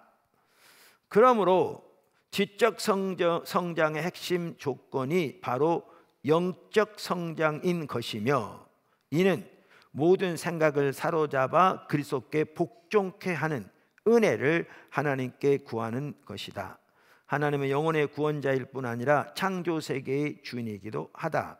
그분의 주 되심을 인정하는 한 가지 방법은 그분의 진리에 비추어 창조 세계의 모든 측면을 해석하는 것이다. 그럴 때 하나님의 말씀은 우리의 생각과 행동을 새로운 관점으로 보게 하는 안경 역할을 한다. 아까 내비게이션 말씀드렸죠? 안경과 내비게이션. 우리가 주님과 동행하는 삶을 위한. 자, 크레이그 바솔로미와 마이클 고인 박사도 우리의 세계관은 그리스도 안에서의 삶과 밀접하게 연관되어 있다고 말하면서 그 삶에서 단절되면 세계관 공부는 아까도 말씀드렸는데 자칫 주지주의, 인텔렉츄얼리즘. 제가 그거를 이 인터넷에 주지주의가 뭐냐고 찾아봤더니 이렇게 답이 나오더라고요. 인간 지성이 의지나 감정보다 우선한다는 철학적 입장. 그러니까 지적인 면을 강조하는 철학적 입장. 그러니까 지식이 주된 것이다 그 말이지. 주지 그 얘기 같아요. 그렇게 되면 삶은 전혀 뒷받침되지 않은 채 이론적인 지식만 난무하고 논쟁과 영적 우월감만 하늘을 찌르게 될 것입니다. 그야말로 영적인 괴물이 되는 것입니다. 그러면서 그들은 이렇게 말합니다. 우리의 세계관은 그리스도 안의 삶과 긴밀하게 연결되어 있다. 기독교적 사고가 그리스도 예수 안의 삶이라는 전체 체험과 단절되면 은혜와 겸손이 없는 왜곡되고 주지적인 기독교로 변한다. 참으로 성경적인 세계관은 그리스도와의 실존적인 관계가 중심이 된다. 그 관계에서 파생되는 엄격한 비판적 사고 못지않게 그분과의 관계 자체를 가꾸는 것도 이 세계관에서 똑같이 중요하다. 자, 다섯 번째, 우리는 주변 문화 속에서 선교적 삶을 살기 위해 성경적 세계관으로 무장되어야 합니다. 그러니까 성경적 세계관으로 무장될 필요성을 몇 가지로 말합니다. 저기 누구죠? 찰스 콜슨 그리스도인이 어떻게 살아야 되는가, 거기에 보면 성경적 세계관의 필요성을 세 가지로 크게 말해요. 첫째는 여기 나온 것처럼 복음의 전 단계, 복음 전도의 전 단계 조금 더 설명. 그다음에 두 번째는 이렇게 선교적 삶을 살기 위해, 세 번째는 이게 변증을 위해서도 중요하다 이렇게 말해요. 또 뭐죠? 그 지금 한동대학교에서 세계관을 가르치고 있는 귀한 교수님 이름이 갑자기 아까까지 생각났었는데 그 최영준 교수님인가? 그분 그 세계관한 책에 보면 또 나름대로 세계관의 목적들 쭉 얘기해요. 이렇게. 그래서 다양한 세계관을 배우는 목적들이 있을 수 있는데요. 이제 그런 부분들을 이제 전제하고 저는 세계관을 배우는 주된 목적을 두 가지로 요약해 봤어요. 그러니까 예를 들면 아까 복음의 전 단계, 복음 전도의 전 단계, 특별히 이 시대에 중요한 것 같아요. 이런 부분은 제가 여기는 따로 이제 언급하고 넘어갔습니다만 무슨 말이냐면 이런 거죠. 찰스 콜슨 그 책에 보면 공산주의자인 불가리아 법무장관에게 복음을 전할 때 이 얘기를 말하고 있거든요. 그리고 이렇게 말합니다. 그 장관에게 성경적 개념을 설명하려고 입을 열기 전에 나는 프란시스 셰퍼가 복음의 전 단계라고 부른 과정을 먼저 거쳐야 한다는 걸 깨달았다. 그러니까 전혀 다른 세계관을 가지고 있기 때문에 이 얘기 자체가 안 되는 거예요. 그는 인간에게 개인적인 도덕적인 죄라고는 존재하지 않는다고 믿는 사람이잖아요. 사실 모더니즘이 그렇게 믿거든요. 그게 루소의 영향도 큰데 인간은 완전히 선하게 태어났고 인간을 악하게 변질시키는 사회라고 말하는 거거든요. 제도라고 말하는 거고. 그러니까 환경이 문제라고 말하고 제도가 문제라고 말하고, 그러니까 오히려 가해자가 피해자가 되는 거예요. 제도가 잘못돼서 내가 이런 일을 했다는 거예요. 그러니까 형벌을 받아야 할 사람이 오히려 자기의 떳떳함을 주장하고 사회에 대해서 자기에 대해서 예를 들면 그 보상해야 될 거라고 말하는 거죠. 미국 같은 데 재밌는 일이 있어요. 그 지하철에 가서 이렇게 열차가 들어오는데 자기가 뛰어내려가서 다쳤어요. 그래서 시에다가 수를 합니다. 고소합니다. 그 적절한 조치 안 해서 다쳤다고 그래서 엄청난 돈 받아갑니다. 지가 뛰어내려놓고. 근데 이런 얘기들이 왜 나오냐 하면 인간을 책임 있는 도덕적인 존재로 보지 않습니다. 그러니까 모더니즘은 죄라는 게 없습니다. 공산주의도 마찬가지고. 그러니까 우리가 예수님이 우리의 죄를 위해 오셨다, 이 접근 자체가 안 됩니다. 완전히 다른 세계에 있는데 그 아까 점심시간에 우리 스태프들을 같이 식사하다가 우리 청년 교구 김정욱 목사님이 파로 비전 조지 바나 그 책 가지고 청년들하고 같이 살펴보면서 그 책이 너무 좋아가지고, 조지 바나가 너무 참 이렇게 귀한 사람이어가지고 그분의 책을 한국말 아직 번역되지 않았는데 그 사가지고 보는데 너무나 이렇게 좋은 부분이 있더라. 그러면서 저는 기억력이 없으니까 그러면서 이제 몇 사람을 6년 동안인가 그렇게 예수 믿는 사람도 추락했어요. 그래서 어떻게 저들이 성장하게 되는지 어떤 과정을 통해서 1단계, 2단계, 3단계, 4단계 뭐 쭉 해가지고 10단계인가. 근데 거기서 말하는 9단계와 10단계가 신앙의 본질이에요. 그러니까 우리는 바로 그걸 말하고 있는데 이제 거기에 보면 그런 거예요. 죄라는 것을 인식하는 자체만 하더라도 어려운 거예요. 왜요? 이 시대가 그렇게 됐어요. 완전히 다른 세계관에서 나왔어요. 그래서 죄의 결과를 인식하는 것 가기도 쉽지 않은 거예요. 그게 이제 1단계, 2단계, 3단계 나오는 건데, 그런 단계에서 무슨 예수님이 우리 죄를 오셨습니다, 이 말 자체가 안 통하는 거예요. 왜냐하면 전혀 다른 세계관을 가지고 있으니까. 그러니까 불가리아 지금 그 법무장관 공산주의자인데 이 복음을 전하려고 해도 이게 세계 완전히 다른 세계에서 온 사람들이 있는데, 그러니까 이거를 이제 소위 말하면 프란시스 셰퍼가 말한 복음의 전 단계.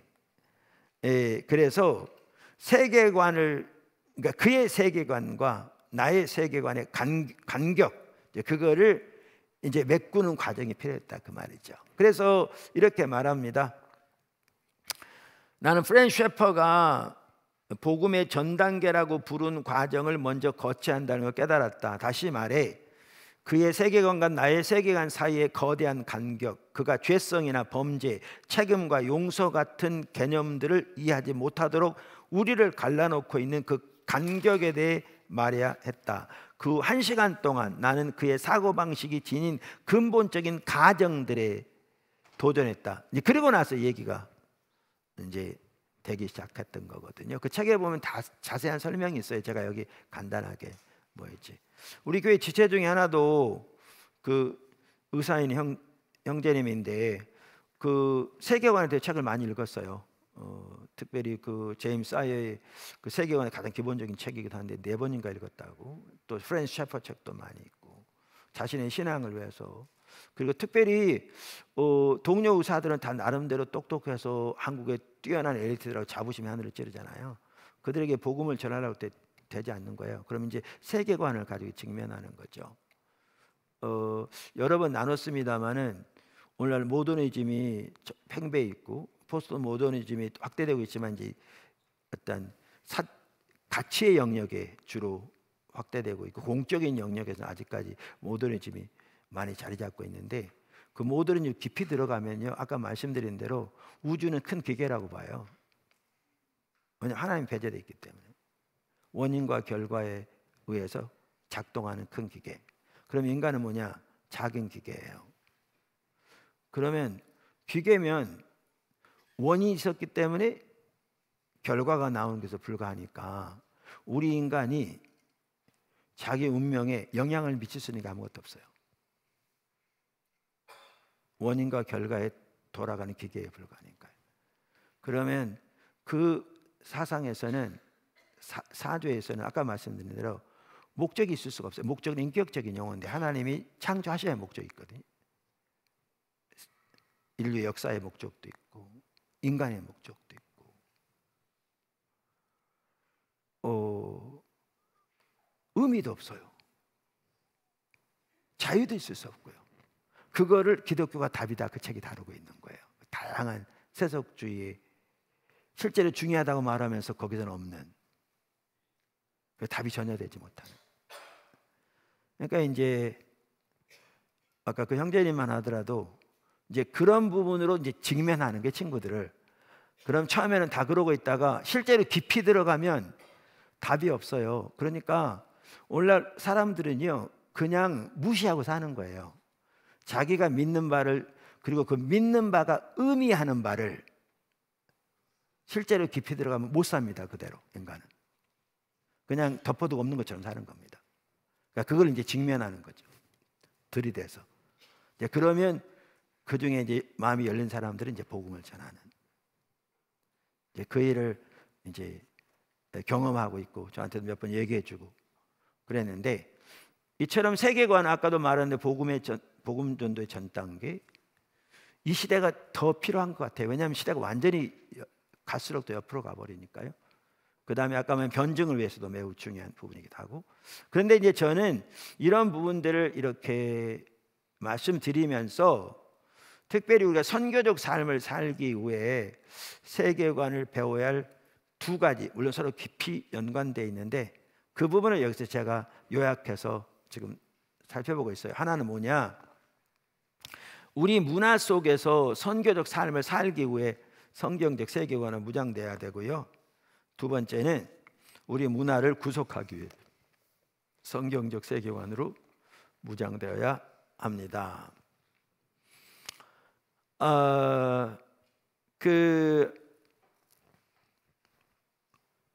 먼저 예를 들어보죠. 낸시 피어시의 완전한 진리 2장에 보면 미국 변호사 실리 예이츠의 예가 나옵니다. 그는 25살에 법과대학을 나와서 변호사 시험에 합격하고 곧 결혼해서 행복한 가정을 이뤘습니다.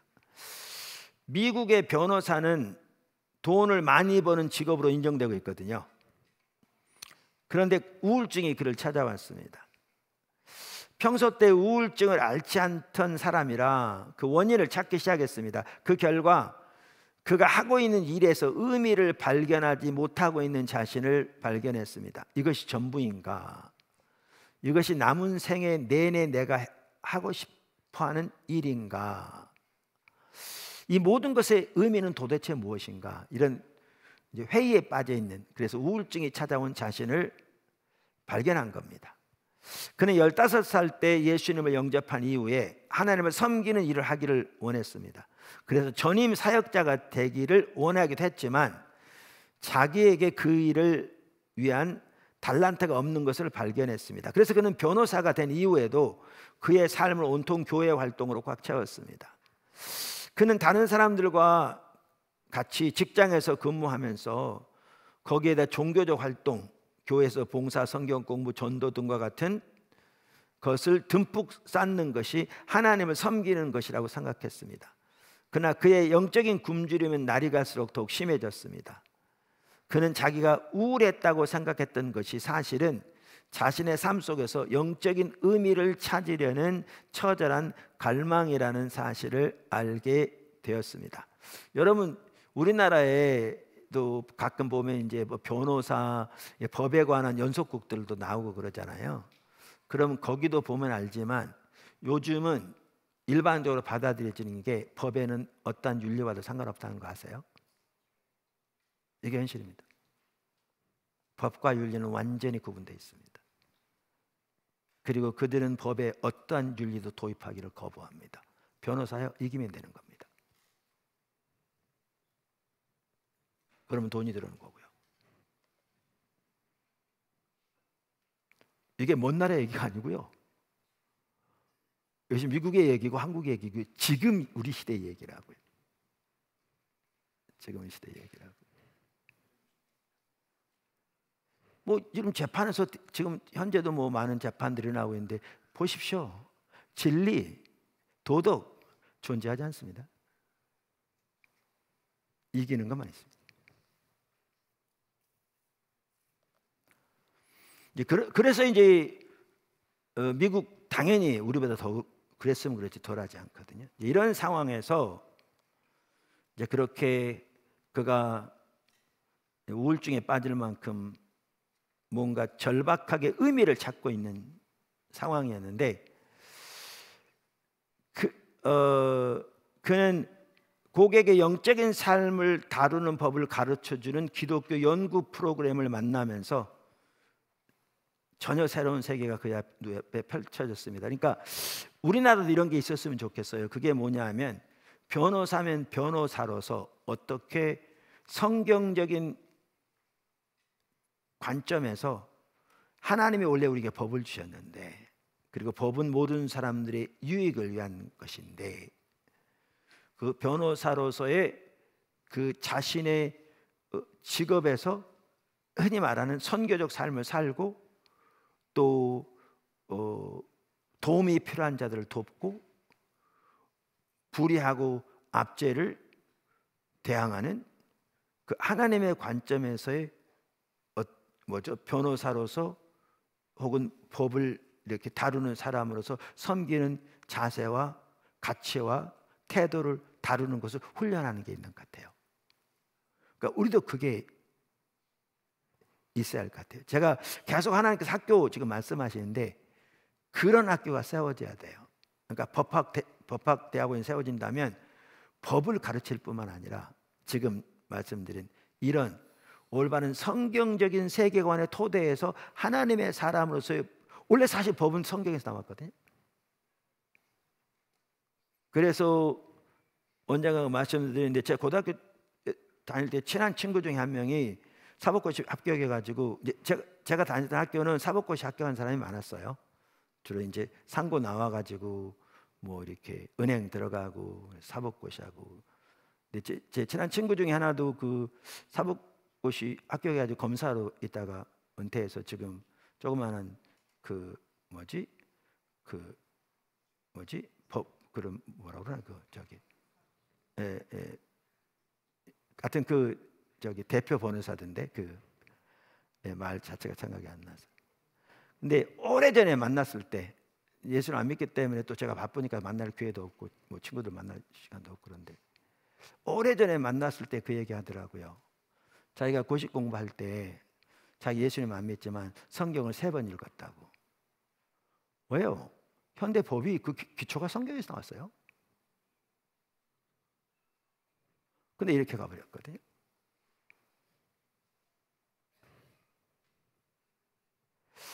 그래서 이제 그렇게 학교만 하더라도 법이면 법, 경제면 경제, 비즈니스면 비즈니스 등 이제 이런 부분, 뭐 미디어면 미디어, 뭐 신학이면 신학, 이렇게 훈련시킬 학교가 필요해요. 전반적으로 우리나라를 위해서 지금. 그러니까 그 일로 인도하시는 것 같아요. 우리 새물교 대학. 그러니까 목표는 뭐예요? 근데 그 일을 감당하려면 이제 그만큼 그 방면에 무장되고 뛰어난 또 신앙적으로도 헌신된 하나님 중심적인 신앙을 가진 일꾼들이 필요한 거죠. 그 일을 감당해낼 수 있는. 뿐만 아니라 이런 그 뭐 학교라든가 건물이라든가 이런 시설이 필요한 거고, 시설이 필요한 거고. 그래서 나눈 것처럼 사실은 이제 우리 교회 부지가 넓잖아요. 예, 넓죠. 우리 저쪽 학교 거기까지 한 10,000평이 넘거든요. 용인에서 10,000평이 넘으면 엄청난 거죠. 근데 이제 사실 하나님께서 나에게 이렇게 또 나쁘면 여러 사람에게 보이신 부분은 그 이상이에요. 근데 그 우리 지금 형편도 할 수 있는 것도 아니고 그래서 사실 뒤로 밀어놨죠. 그리고 학교는 필요한데 지금 어떻게 할 수 있는 건 아니잖아요. 그래서 그냥 뒤로 밀어놓고 뭐 하나님이 때가 되면 하시겠지. 그리고 이렇게 얘기하다 보면 더 또렷하게 보이면 또 그렇게 하고 그랬는데, 일은 하나님이 하시는데 우리가 어떻게 할 수 있는 건 아니고 그 규모가, 그리고 그건 하나님 움직여야 될 일이고, 그런데 우리가 먼 미래로 둘 게 아니라 기도는 우리가 열심히 해야겠다. 그러니까 아까는 막 그런 성격은 명확해요. 여기 보면 변호사, 그런 법이면 법을 훈련시킬 뿐만 아니라 그렇게 젊은이들을 무장시켜서 그 현장에서 분명한 소명의식을 가지고 선교적 삶을 살되 변호사로 살게 해야 된다는 거예요. 이 시대에. 내게 절대 쉽지 않거든. 이 시대에 그렇게 살려면. 완전히 다른 시대가 되어버렸으니까.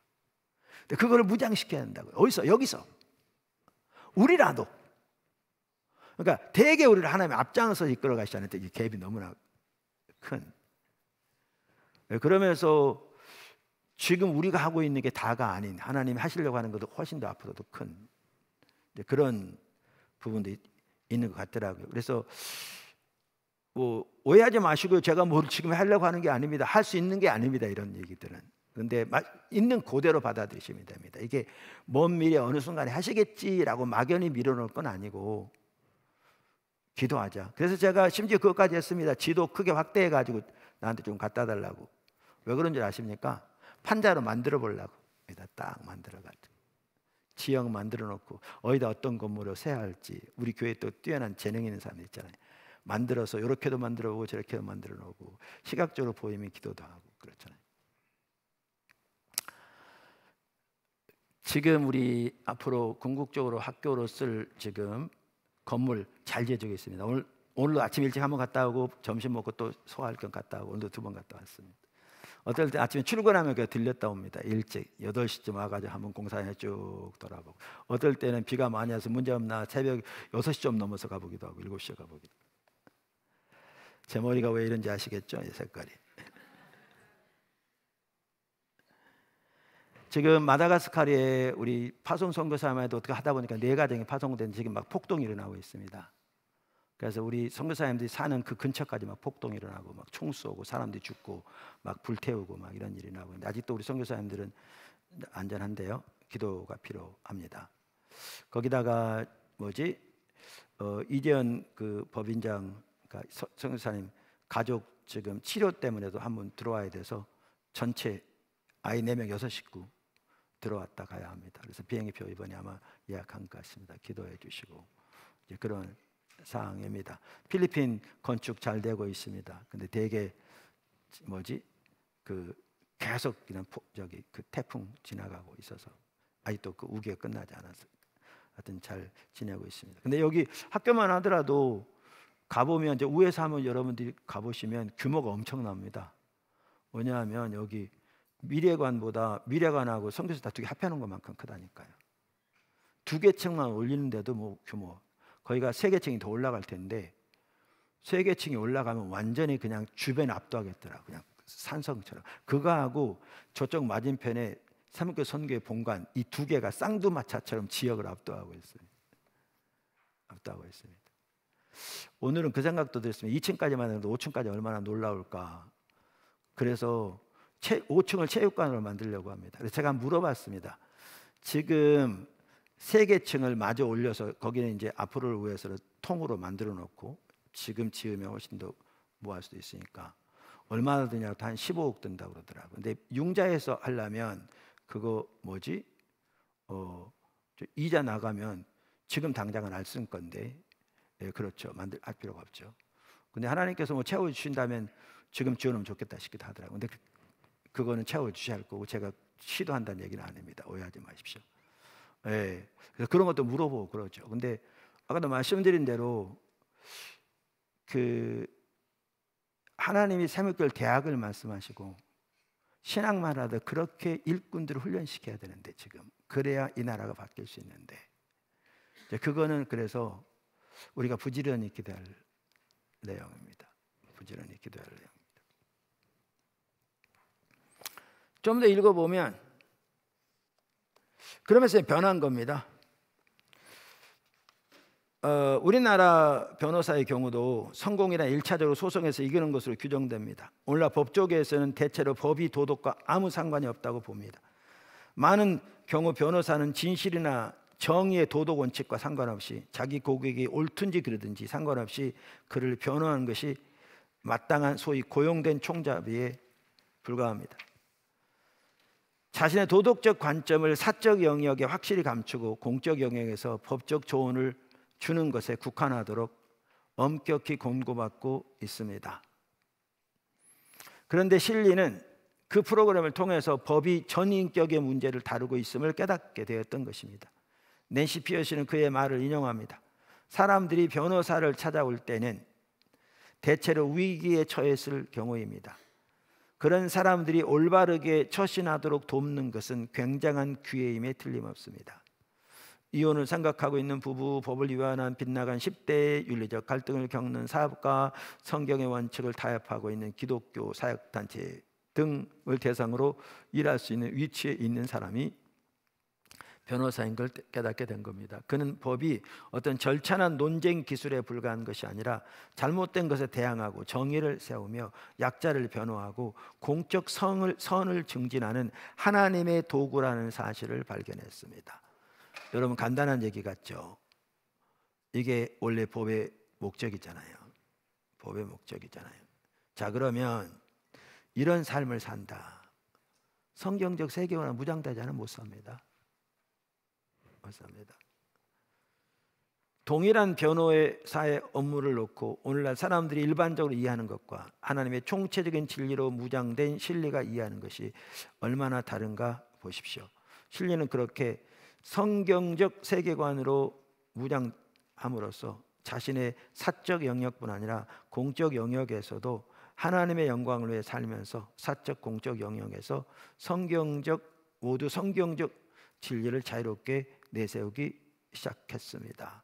그러니까 우리가 일의 소명에서도 여러 예를 보았는데 경우는 비즈니스, 이 시대의 비즈니스가 어떻게 이해하고 있는지, 근데 성경적 관점에서의 비즈니스는 어떤 것인지, 그래서 처음에는 그걸 이해하지 못하니까 자기는 2등급 그리스도인 같은 1등급이 될래 목회자가 됐어야 되는데 그러다가 결국 성경적 세계관의 비즈니스 이해하게 되면서 그 비즈니스를 통해서 하나님께 정말 귀하게 영광을 돌리는 그런 예들도 우리 많이 보았잖아요.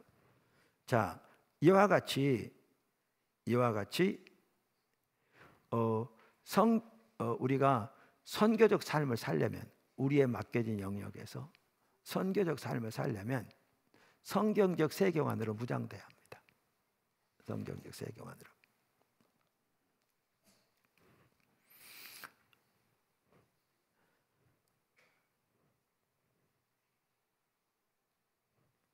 좀 더 읽어보면 오늘날 그리스도인들의 경우에도 자기 자신이 믿는 바를 자기의 공적 영역에 내놓는 것이 부적절하다고 생각하는 경우가 많습니다. 앞에서도 우리 살펴봤죠. 지난 시간에. 진리는 전혀 그렇지 않고 정의, 권리, 화해에 관한 성경적 이해를 법조계에 내놓는 것을 당연한 자유로 생각하기 시작했습니다. 진리의 경우 정직하게 법을 적용하는 일이 돈벌이와 소송에서의 승리를 훨씬 넘어서는 것임을 알았습니다. 정의를 증진시키고 사회 유익에 기여하는 것이 근본적으로 세상에서 하나님의 목적을 수행하는 길이라는 것을 발견한 것입니다. 낸시 피어시에게 이렇게 말했다고 합니다. 그가 하나님께서 전문가로 사는 삶 속에서 그분을 위해 사는 법을 제게 보여주셨습니다. 사업을 운영한다거나 생계를 유지하는 일에 그치는 것이 아닙니다.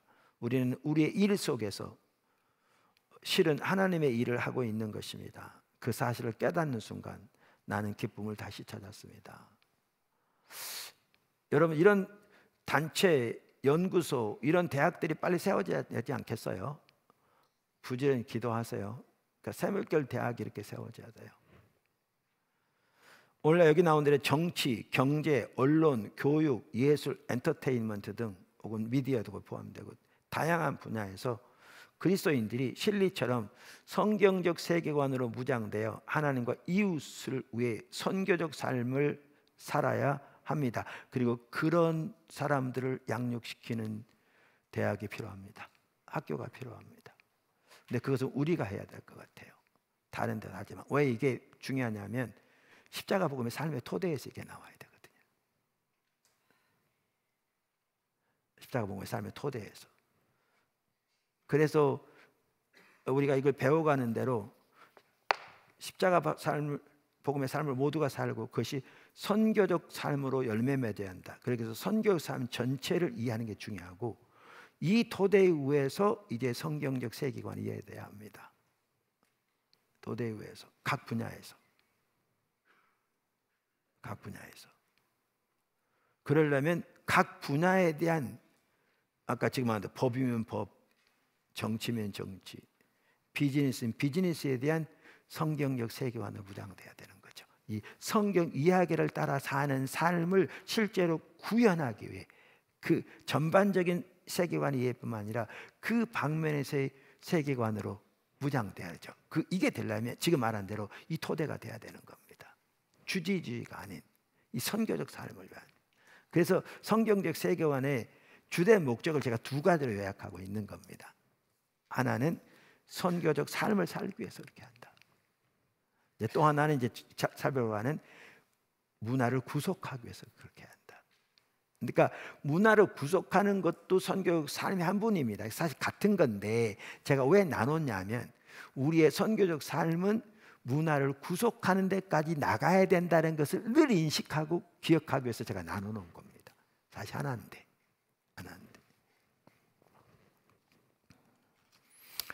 할렐루야.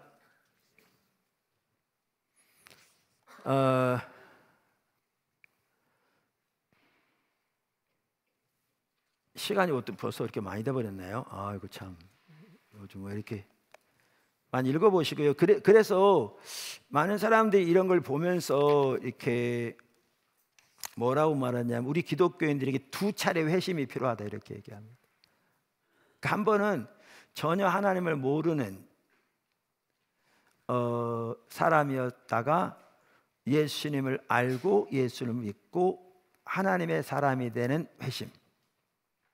그래서 그것은 자연적인 삶에서 영적인 삶으로의 회심. 그 다음에 두 번째는 이제 영적인 면에만 치중하다가 하나님의 구속은 모든 창조 세계를 구속하는 것이고 지금 하나님께서 하시는 일은 모든 창조 세계 영역에서 구속을 실현하고 계신, 다시 말해 회복의 역사를 이루고 계신, 이게 우리를 부르신 선교적 삶이죠. 문화를 구속하는까지 포함해서 이것인 것을 인식하고 다시의 우리의 초점을 이 모든 하나님의 창조 세계 영역으로 이제 돌이키는 이 두 번째 회심.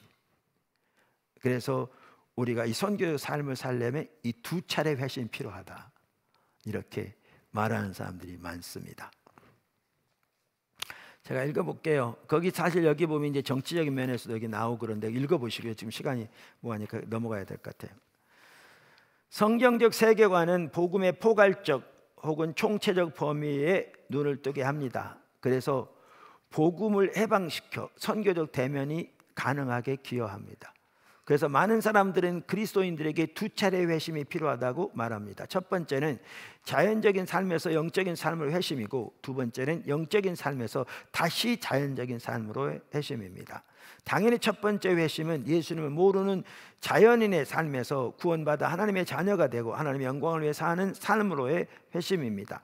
두 번째 회심은 영적인 삶에 치우쳤던 신앙생활에서 모든 창조 세계를 포함하는 하나님의 구속의 포괄적 성격을 깨닫고 영적인 삶에서 총체적인 혹은 포괄적인 선교로의 회심을 의미합니다.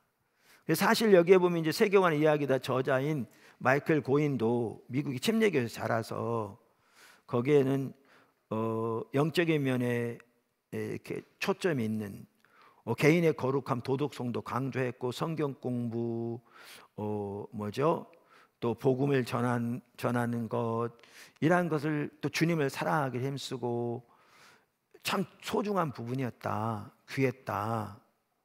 그런데 그 교회는 정치, 경제, 학문, 교육, 일, 여가, 오락, 스포츠 등 문화에서 많은 부분을 차지하는 공적인 삶에 대해서는 거의 언급하지 않았다. 그런데 이제 그가 복음이 하나님 나라의 복음임을 신학교 시절부터 깨닫기 시작하고, 기쁜 소식은 자기가 배운 것보다 훨씬 광범위하고 크다는 것을 인식하고, 이제 다시 말하면 이제 두 번째 회심이 일어났다, 이렇게 표현하고 있죠. 그래서 하나님은 예수님 안에서 성령을 통해 인간 삶 전반에 대한 하나님의 통치권을 회복하고 계시죠. 그래서 문화 속에서 이루어지는 공적인 삶에 기독교적으로 접근하려면 그러한 성경적 통찰이 필요한데, 그는 신학생 시절 기독교 세계관에 관한 책을 읽으면서 점점 눈에 문을 뜬 것이었죠. 그래서 그에게 제2의 회심은 정말 일대의 사건이었고, 복음이란 인간 삶 전체를 어우르는 것임을 그가 확신하게 되었죠. 헤르만 바빙크 박사도 유명한 설교가 크리스티안 블룸하르트의 말을 인용하면서 인간은 처음에는 자연적 삶에서 영적인 삶으로, 그 다음에는 영적인 삶에서 자연적 삶으로 두 번 회심해야 한다라고 말했습니다. 바빙크는 그것이야말로 모든 그리스도인의 신앙 체험으로 확인되고, 또한 예로부터 내려온 기독교 신앙의 역사로 확인된 진리라고 그는 믿었습니다. 하나님께서 지금 포도나무 교회를 또 세월교 선교를 이 자리로 인도하고 계신 거죠. 그러니까 지금 반복적으로 어제도 나눴습니다마는 모두가 그 삶을 살도록, 그래서 강조점이 모두가 십자가 복음의 삶을 실제로 살고 이제 일어나 하나님이 부르신 삶의 현장에서 선교적 삶으로 빛을 발하는 대로 이끌어 가신다고요. 모두가. 내가 어디에 있어야 할지, 어떤 목적으로 하나님이 나를 거기에 두셨는지 아직 발견하지 못했다면, 그렇게 주님을 찾는 가운데 모두가 그 자리에 서기를, 그래서 빛을 발하기를, 거기에 주님이 뒷받침하시며 역사하실 거거든요. 그리고 많은 성도들 삶 속에 이미 하고 계시거든요. 정말 많은 성도들 삶 속에. 근데 지금의 방점은 모든 성도가 그렇게 살기를 하나님 반복적으로 말씀하고 계시죠. 사실은 성경은 모두가 그렇게 살아야 되거든요. 모두가 그 삶을 살아야 합니다. 여섯 번째, 사실 이번 하면서 한 번은 제가 여러분에게 그렇게 하나님의 은혜를 부어달라고, 성령의 능력을 부어달라고 축복해주고 싶은데 아직 시간을 못 갖고 있어요. 지금 모여가지고. 여섯 번째, 문화를 구속하기 위해 성경적 세계관으로 무장돼야 합니다.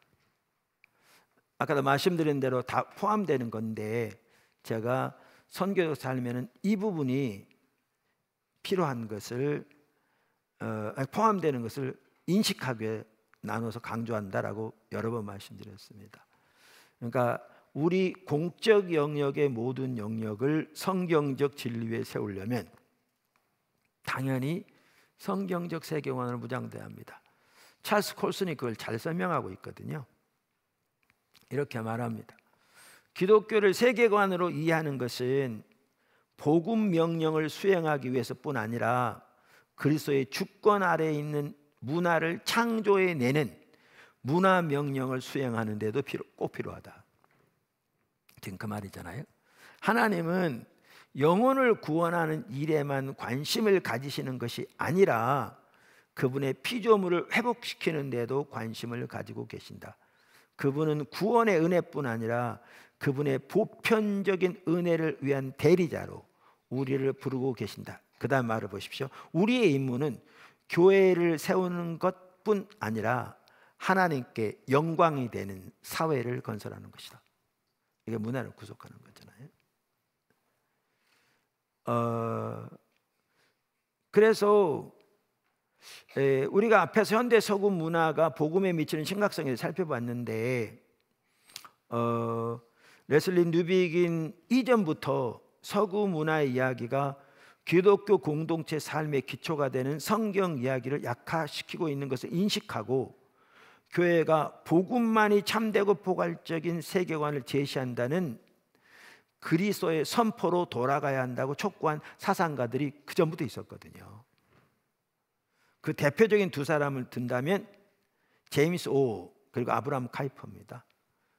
이 두 사람은 복음 안에 더없이 포괄적인 세계관과 인생관이 있다는 복음 자체의 주장을 세계관 개념을 활용해서 예정했습니다. 그러니까 제임스 오는 기독교를 대적하는 세계관에 단편적으로 대응하는 것만으로는 부족함을 절감했습니다. 그러니까 기독교 자체가 삶 전체를 보는 포괄적이고 정연한 관점임을 보여주는 것이 이 시대의 요구라고 그는 믿었습니다. 이게 우리가 해야 할 일이거든요.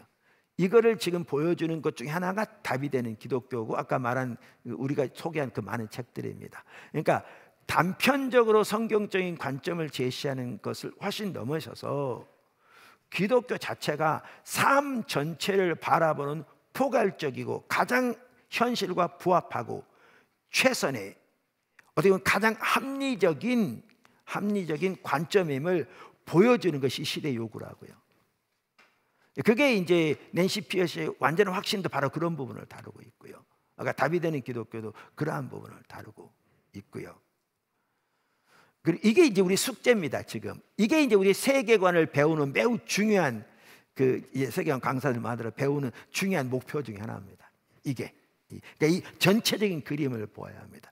그리고 이 전체적인 그림 아래에서 아까 말한 대로 법이면 법, 정치면 정치 이게 나와야 되는 거죠. 그래서 각 분야별로도 우리가 속해 있는 것을 이렇게 해서 그게 살 뿐만 아니라 교회는 또 우리는 이 전체적인 것을 세상에 제시할 수 있어야 합니다. 이게 이 시대의 숙제입니다.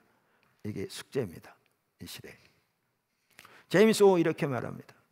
기독교가 직면해야 하는 반대는 세상과 그 안에서 인간의 위치에 대해 생각하는 전체적인 방식 그리고 사물들과 우리가 그 일부인 자연적 그리고 도덕적 시스템 전체를 보는 방식에까지 미친다. 그렇거든요. 정확하게. 공격을 받고 있는 것은 세상 전반에 대한 기독교적 관점이며 그 공격에 가장 성공적으로 맞설 수 있는 방법은 세상 전체에 대한 기독교적 관점을 설명하고 그 정당성을 입증하는 것이다. 얼마나 잘 표현했습니까? 아주 짧지만 핵심적인 요점을 했죠. 이렇게 정리했죠. 오는 그리스도인이 성경 이야기에 암시되어 있는 그리스도 중심의 세계관을 전체적으로 확실히 정립할 필요가 있다고 확신한 것입니다. 그 다음의 내용도 매우 중요한데요. 제가 시간 때문에 넘어가야 될 것 같습니다. 그래서 아브라함 카이퍼 같은 경우에도요, 미국 그 당시에 벌써 미국과 유럽에서 두 가지 삶의 체제, 즉 모더니즘과 기독교가 맞붙어 사투를 벌이고 있다고 보았습니다. 지금은 미국과 유럽에서뿐만 아니라 경제 세계화를 통해 서구 문화가 전 세계로 확산되면서 서구 문화가 가는 곳마다 사실은 그 싸움이 치열하게 일어나고 있죠. 그래서 그는 이렇게 말했습니다. 모더니즘이라는 포괄적인 삶의 체계가 막강한 에너지로 우리를 공격하고 있기 때문에 우리도 똑같이 포괄적이고 광범위한 위력을 지닌 삶의 체계로 맞서야 한다. 정확하게. 이게 성경적 세계관입니다. 그리고 그게 가장 최선임을 우리는 볼 수 있습니다. 특히 아브라함 카이퍼는 논리적으로만 그렇게 주장한 것이 아니라 언론인, 신학자, 정치가, 네덜란드 총리, 암스테르담 자유대학교 설립자로서 다방면에서 일을 한 뛰어난 하나님의 사람들이었습니다. 신칼빈주의자였죠. 그리고 최근 들어서는 프랜스 셰퍼가 여러 세대의 학생들에게 그러한 접근을 알리는 주된 역할을 했고요. 알버트 월터스, 존 스타트, 브라이언 월시, 리처드 미들턴, 제임스 사이어, 아서 홈스, 톰 라이트, 찰스 콜스, 낸시 피어스 등 다양한 하나님의 사람들이 일어나서 기독교적 사고를 확산시키는 데 기여하고 있습니다. 정말 귀한 일들이 일어나고 있죠. 마지막으로 한 가지만 좀 살펴보면, 아까 여기 제가 넘어간 내용들도 참 중요한 내용들을 제가 거기에 뽑아놨기 때문에 꼭 읽으시면 좋을 것 같고요. 마지막으로 이중 언어의 중요성만 좀 살펴보고 넘어가겠습니다. 그러니까 이렇게 성경적 세계관이 문화 가운데서 선교적 삶을 살기 위해 중요하고, 더 나아가 문화를 구속하기 위해 중요하는데, 이 삶을 살려면 우리가 이중 언어를 쓸 수 있어야 돼요. 이중 언어. 그러니까 이중 언어를 쓸 수 있어야 한다는 말은 우리가 영어하고 그러니까 한국말하고 영어를 해야 한다 그런 말이 아니고요. 이 뜻입니다. 그러니까 문화를 구속하기 위해서는 그리스도인들이 공적 토론장에서 자리를 확보해야 합니다. 그런데 그러려면 그리스도인들이 이중 언어를 구사할 줄 알아야 합니다. 이 말은 무슨 말이냐면, 성경과 복음의 관점을 우리 문화가 이해할 수 있는 언어로 번역해서 표현하는 기술을 가져야 한다 그 말입니다. 그것은 믿음의 언어를 주변의 언어로 활발하게 번역하는 선교사와 같은 삶을 사는 것을 말합니다. 그러니까 지금은 은퇴하신 것 같은데요, 서강대학교 철학과 교수였던 강영환 교수, 이분은 뛰어난 분이었더만요. 그 대학도 어느 대학이더라? 그 서구에 장학금 받고 철학 전공한 분이에요. 대학부터. 또 훌륭한 하나님의 사람이고요. 그분이 이제 낸시 피어스의 완전한 진리 추천글에서 그 책의 한 핵심으로 성도들이 이중 언어를 사용해야 하는 중요성을 간파한다 이렇게 말하면서 그가 한 말입니다. 아주 잘 말했어요. 제가 읽어볼게요. 이 책은 그리스도인들이 이중 언어 능력을 갖기를 호소한다. 믿음의 언어를 정치와 경제, 사회와 문화, 예술과 학문 영역에서 통용될 수 있는 세상의 언어로 번역하여 사용할 수 있는 능력을 역설한다. 거기에는 기독교 신앙이 단지 체험의 문제가 아니라 진리의 문제이며, 기독교 진리는 단편적인 진리가 아니라 총체적 진리라는 확신이 깔려 있다. 그런데 우리가 이중 언어를 구사하기 위해서는 몇 가지 조건을 갖춰야 한다. 우선 자신이 속한 영역의 언어를 잘 구사해야 한다. 예컨대 나의 경우에는 내가 하는 철학 분야의 언어를 완벽하게 소화하고 그것을 올바르게 구사할 수 있어야 한다. 그렇지 않고서 아무도 듣지 않는다. 이렇게 하는 데는 능력뿐만 아니라 시간과 열정과 엄청난 노력이 필요하다. 동시에 내가 속한 그리스도인의 공동체 언어를 완벽하게 소화하고 그것을 이해하고 그 공동체에서 가르치는 진리와 전통에 익숙해 있어야 한다. 그렇게 해야 성경과 그리스도인의 공동체를 통해 배운 참된 도리와 삶의 모습을 세상의 언어로 번역해서 말할 수 있다. 그러니까 그 어느 책에 보면, 이게 제가 어디서 봤는지 기억이 안 나는데요, 아마 완전한 진리일 수 있고요. 거기 이런 얘기가 있어요. 그 한 그리스도인 교수인데 윤리 시간에 기독 학생들에게 자기의 신앙의 관점을 공적 영역에서, 그러니까 자기들의 관점을 이렇게 얘기하도록 자유롭게 분위기를 만들어 주는데 아무도 얘기하는 사람이 없다는 거예요. 왜냐하면 기독교는 서구만 하더라도 서구 문화를 형성하는 핵심이잖아요, 그동안. 그러면 기독교적 관점에서, 성경적 관점에서 윤리에 대한 부분을 모든 사람이 이해할 수 있도록 명확하게 제시할 수 있잖아요. 특별히 모더니즘이 가지고 있는 세계관에 토대한 윤리가 얼마나 문제점이 있는가도 정확하게 제시하면서 할 수 있잖아요. 근데 아무도 말하는 사람이 없다는 거예요. 기회를 주는데도. 왜 그러느냐, 이렇게 써 있어요. 대다수의 기독 학생들이 자신의 신앙적 관점을 공적 영역에 적합한 언어로 표현하는 법을 모르기 때문이다. 그거는 자기가 믿는 신앙에 불과한 것이라고 이해하기 때문에요. 이제 이렇게 되면 말씀드린 대로 모든 공적 영역은 세속적인 세계관과 종교적인 신념, 이야기, 세계관에 토대에서 형성돼 버리는 거죠. 형성돼 버리는 거죠. 여기에 이중 언어의 필요성인 거죠. 그러려면 말씀드린 대로 성경적 세계관 철저히 무장될 뿐만 아니라 그 분야를, 아까 그 철학자면 철학 분야를 잘 알아야 되시 철저히 잘 아는. 그래서 예를 들면 아까 윤리만 하더라도 성경적 토대에서의 윤리, 사실 그래요. 도덕의 기준이 있으려면요, 이 창조 세계하고 구별된 절대자가 있어야 돼요. 그래야 옳고 그름이 판단하는 기준이 있거든요. 이게 없으면 기준이 없어요. 그러니까 모더니즘에서는 도덕이 존재할 수가 없어요. 그러니까 도덕이 존재할 수 없으니까 뭐만 남느냐? 공리주의만 남아요.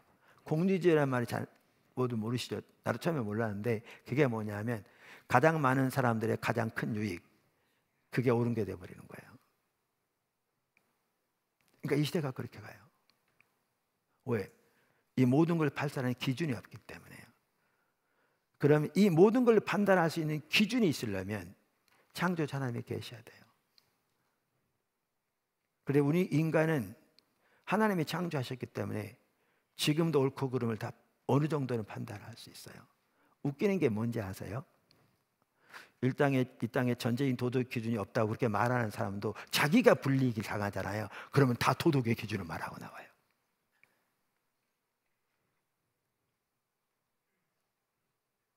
완전히 이중적이죠.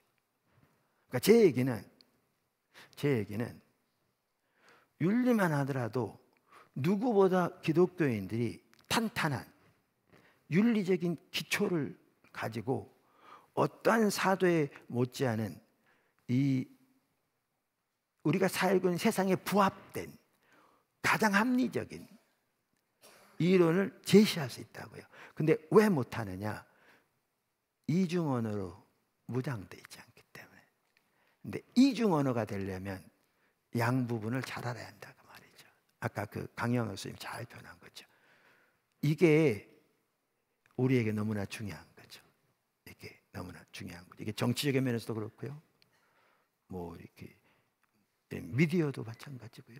언론도 마찬가지고. 그러니까 하나님이란 말을 안 써도 돼요. 어떨 때는.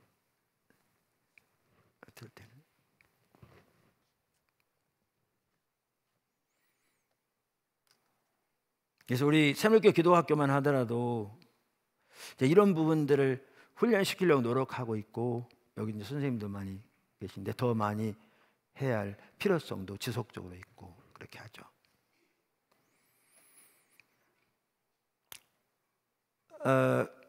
기독교 세계화나 무장돼야 할 필요성뿐 아니라 그 유익에 대해 마지막으로 크레이그 바톨로메와 마이클 고인 박사는 다음과 종합적으로 잘 표현합니다. 자, 이것만 읽고 마치겠습니다. 기독교 세계관은 성경 이야기의 가장 기초적이고 근본적이고 포괄적인 신념들을 명확히 표현하고 정립해 주며, 그리하여 그 신념들은 우리가 세상을 보는 렌즈가 되고 세상에서 우리를 인도하는 지도가 된다. 내비게이션, 안경. 기독교 세계관은 다른 모든 것을 거르는 여과장치다. 기독교 세계관을 정립하는 일은 우리가 복음의 가장 기본적인 범주들을 삶 전체와 연결시키고 그리하여 교회를 무장시켜 선교적 사명을 다하게 할 수 있는 하나의 길이다. 기독교 세계관은 세상, 가정과 교회와 공공의 광장에서 우리의 본분을 수행하는 데 필요한 구체적 통찰과 개념적 도구들을 제공해 줌으로써 왕성한 문화 참여를 위한 기초를 다져줄 수 있다. 이렇게 말합니다. 그래서 사실 이제 우리가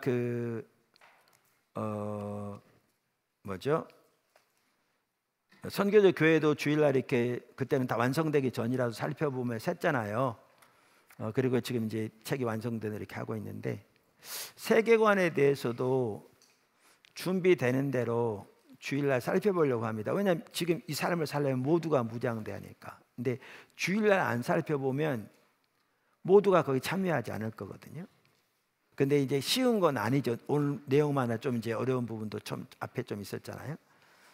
그러니까 왜냐하면 이해하기 어려운 게 아닌데 우리가 그 방면에 무장이 안 돼 낯선 부분이니까 어렵게 느껴지는 거죠.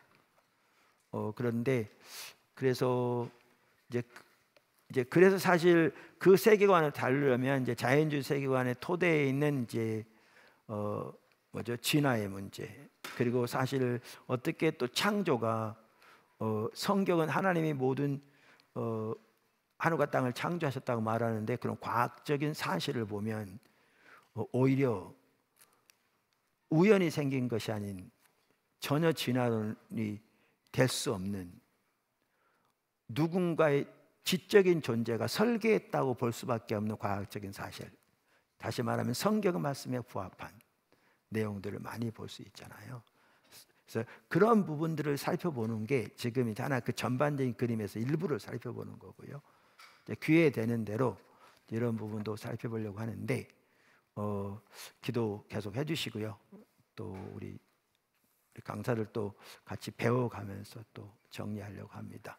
말씀드린 대로 우리가 선교적 삶을 살려면 이런 필요성을 보셨듯이 성경적 세계관으로 꼭 무장되어야 합니다. 아멘. 기도하겠습니다.